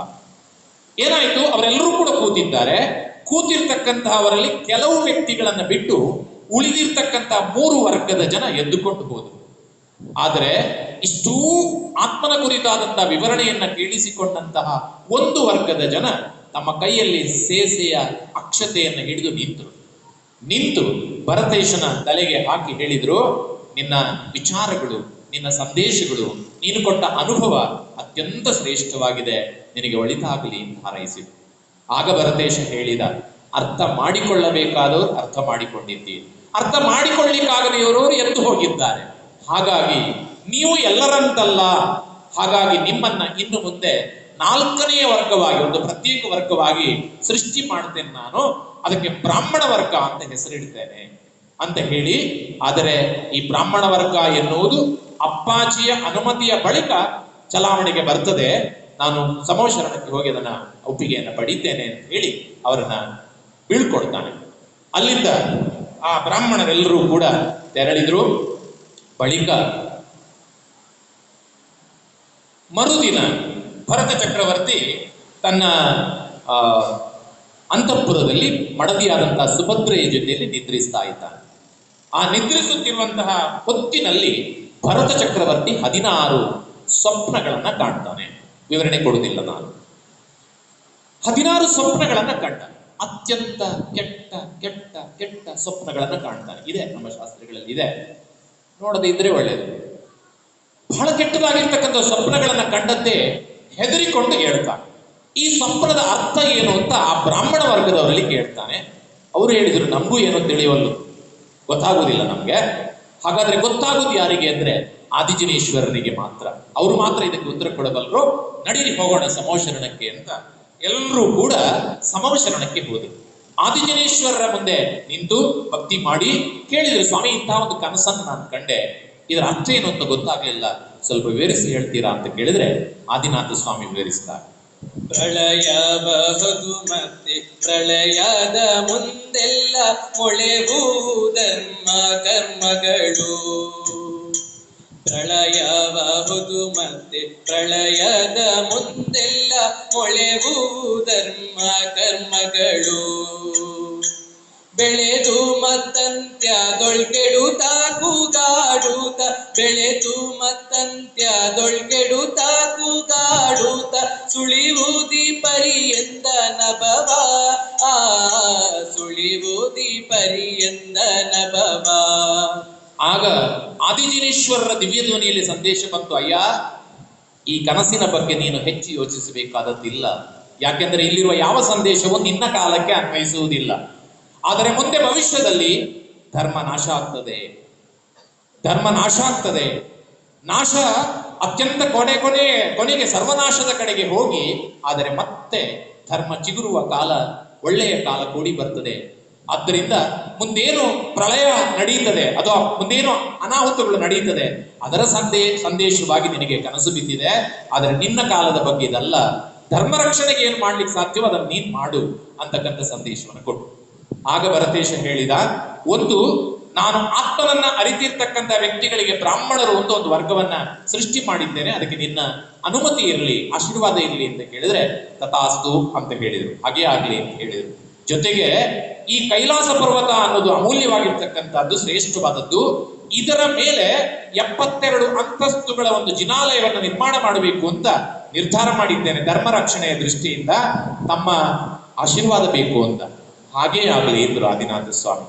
ಆ ಕೈಲಾಸದಿಂದ ಹೊರಗೆ ಬಂದವನೇ ಭದ್ರಮುಖನೇ ಮೊದಲಾದಂಥವರನ್ನ ಕರೆದು ಹೇಳಿದ, ಇಲ್ಲಿ 72 ಅಂತಸ್ತುಗಳ ಒಂದು ಶ್ರೇಷ್ಠವಾದಂತಹ ಜಿನಾಲಯ ಕೈಲಾಸ ಪರ್ವತದ ಮೇಲೆ ನಿರ್ಮಾಣ ಆಗಬೇಕು. ಅದಕ್ಕೆ ಏನ್ ಬೇಕೋ ಅದೆಲ್ಲವನ್ನ ಏರ್ಪಾಡು ಮಾಡಿ ಅಂತ ಹೇಳಿ ಅದೆಲ್ಲವನ್ನ ನೋಡಿಕೊಳ್ತಕ್ಕಂಥ ಜವಾಬ್ದಾರಿ ಯಾರ್ದು ಕೇಳಿದ್ರೆ ಅರ್ಕಕೀರ್ತಿಯದ್ದು. ಈಗ ಅವನು ದೊಡ್ಡವನಾಗಿದ್ದಾನೆ. ಅರ್ಕಕೀರ್ತಿಗೆ ಆ ಜವಾಬ್ದಾರಿಯನ್ನು ವಹಿಸಿ ಪಂಚಕಲ್ಯಾಣಾದಿ ಏನು ವಿಧಿವಿಧಾನಗಳು ನಡೀಬೇಕು ಅದೆಲ್ಲವನ್ನ ಏರ್ಪಾಡು ಮಾಡಬೇಕು. ಅದರ ಮುಖವಸ್ತ್ರ ಉದ್ಘಾಟನೆ ಹೊತ್ತಿಗೆ ನನ್ನನ್ನ ನೀವು ಬರ್ಲಿಕ್ಕೆ ಹೇಳ್ಬೇಕು, ಅದಕ್ಕಿಂತ ಮೊದಲು ಏನು ಮಾತಾಡ್ಲಿಕ್ಕಿಲ್ಲ. ಮರಳಿ ಬಂದ ಹಲವು ದಿವಸಗಳು ಕಳೆದ ಮೇಲೆ ಮುಖವಸ್ತ್ರ ಉದ್ಘಾಟನೆ ಗಳಿಗೆಯೂ ಸಮೀಪಿಸಿತು.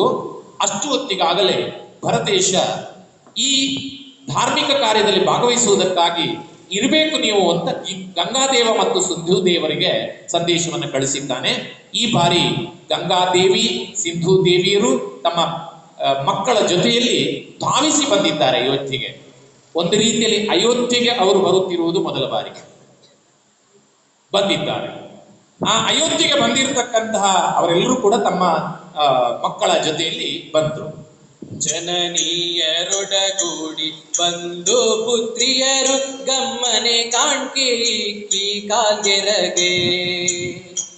ಜನನೀಯರೊಡಗೂಡಿ ಬಂದು ಪುತ್ರಿಯರು ಗಮ್ಮನೆ ಕಾಣ್ಕೆ ಇಕ್ಕಿ ಕಾಲ್ಗೆರಗೆ. ಜನಕಾನಾಕ್ಷಣ ಬಹು ರೂಪವಾಗಿ ತನ್ನ ಜನಕಾನಾಕ್ಷಣ ಬಹು ರೂಪವಾಗಿ ತನ್ನ ನಂದನೆಯರ ಎದೆಗಪ್ಪಿ ನಂದನೆಯರ ಎದೆಗಪ್ಪಿ. ತಮ್ಮ ತಾಯಿಯರ ಜೊತೆ ಕೂಡಿ ಬಂದಿರತಕ್ಕಂತಹ ಸುಂದರಾಂಗಿಯರು ಆಗಿರತಕ್ಕಂಥ ಗಂಗಾದೇವಿ ಸಿಂಧೂ ದೇವಿಯರ ಮಕ್ಕಳು ಎಲ್ಲರೂ ಬಂದಿದ್ದಾರೆ. ಎಲ್ಲರೂ ಭರತ ಚಕ್ರವರ್ತಿಯ ಪಾದಗಳಿಗೆ ನಮಸ್ಕಾರ ಮಾಡಿದ್ದಾರೆ. ನಮಸ್ಕರಿಸಿದಂತ ಆ ಹೆಣ್ಣು ಮಕ್ಕಳನ್ನ ಭರತೇಶ ಅತ್ಯಂತ ಗಂಭೀರವಾಗಿರ್ತಕ್ಕಂಥ ರೀತಿಯಲ್ಲಿ ತನ್ನ ಎರಡೂ ಬದಿಗಳಲ್ಲಿ ತೆಗೆದುಕೊಂಡು ಅವರನ್ನ ಅಪ್ಪಿಕೊಂಡಿದ್ದಾನೆ. ಆದರೆ ಬಹಳ ಗಂಭೀರನಾಗಿದ್ದ ಅಂತ ಕವಿ ವರ್ಣನೆಯನ್ನು ಕೊಡುತ್ತಾನೆ.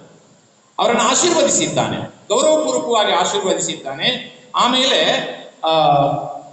ಗಂಗಾದೇವಿ ಸಿಂಧೂ ದೇವಿಯರು ಬಂದರು, ಅಣ್ಣನಿಗೆ ನಮಸ್ಕಾರ ಮಾಡಿದ್ರು. ಅವ್ರು ಹೇಳಿದ್ರು, ನಾವು ಸ್ವಲ್ಪ ಒಳಗೆ ಹೋಗಿ ನಿಮ್ಮ ಮಡದಿಯರು ಇದ್ದಾರಲ್ಲ ಅವ್ರ ಹತ್ರ ಮಾತಾಡ್ತೇವೆ ಅಂತ. ಅವರು ಒಳಗೆ ಹೋಗ್ತಾ ಇದ್ದಾರೆ. ಅಷ್ಟೊತ್ತಿಗೆ ಗಂಗಾದೇವಿ ಸಿಂಧೂ ದೇವಿಯರು ಬಂದಿದ್ದಾರೆ ಎನ್ನುವ ಸುದ್ದಿ ಸುಭದ್ರೆಗೆ ಮುಟ್ಟಿತು, ಅಥವಾ ರಾಣಿಯರಿಗೆ ಮುಟ್ಟಿದೆ. ಸುಭದ್ರೆಯ ನೇತೃತ್ವದಲ್ಲಿ ಅವರೆಲ್ಲ ಒಳಗಿನಿಂದ ಹೊರಗೆ ಬರ್ತಾ ಇದ್ದಾರೆ. ಮದುವೆಯಲ್ಲಿ ಎಷ್ಟು ಗಲಾಟೆ ಆಗಿದೆ ನೆನಪಿರ್ಬೇಕು, ಉಗ್ರದ ಪ್ರಕರಣ, ಆದ್ದರಿಂದ ನೆನಪಿದೆ ಇವತ್ತು. ಹಾಗಾಗಿ ಅವರು ಇವತ್ತು ಬಂದಿದ್ದಾರೆ, ಮತ್ತೆ ಬಂದಿದ್ದಾರೆ. ಹಾಗಾಗಿ ಹೊರಗಡೆಯಿಂದ ಗಂಗಾದೇವಿ ಸಿಂಧೂ ದೇವಿಯರು ಒಳಗೆ ಧಾವಿಸ್ತಾ ಇದ್ರೆ ಒಳಗಡೆಯಿಂದ ಸುಭದ್ರೆ ಸರ್ವ ರಾಣಿಯರ ಜೊತೆಯಲ್ಲಿ ಹೊರಗೆ ಬರ್ತಾ ಇದ್ದಾರೆ. ಈಗೊಂದು ತಮಾಷೆಯ ಸಂಗತಿ ಅಲ್ಲಿ ನಡೆಯುತ್ತದೆ. ಆವದೇಶವ ಪೆಂಗಳೆಮ್ಮ ಮನೆಗೆ ನುಗ್ಗಿ ತಾವೇಕೆ ಬಹರೆಂದರವರ. ಆವದೇಶದ ಪೆಂಗಳೆಮ್ಮ ಮನೆಗೆ ನುಗ್ಗಿ ತಾವೇಕೆ ಬಹರೆಂದರವರ.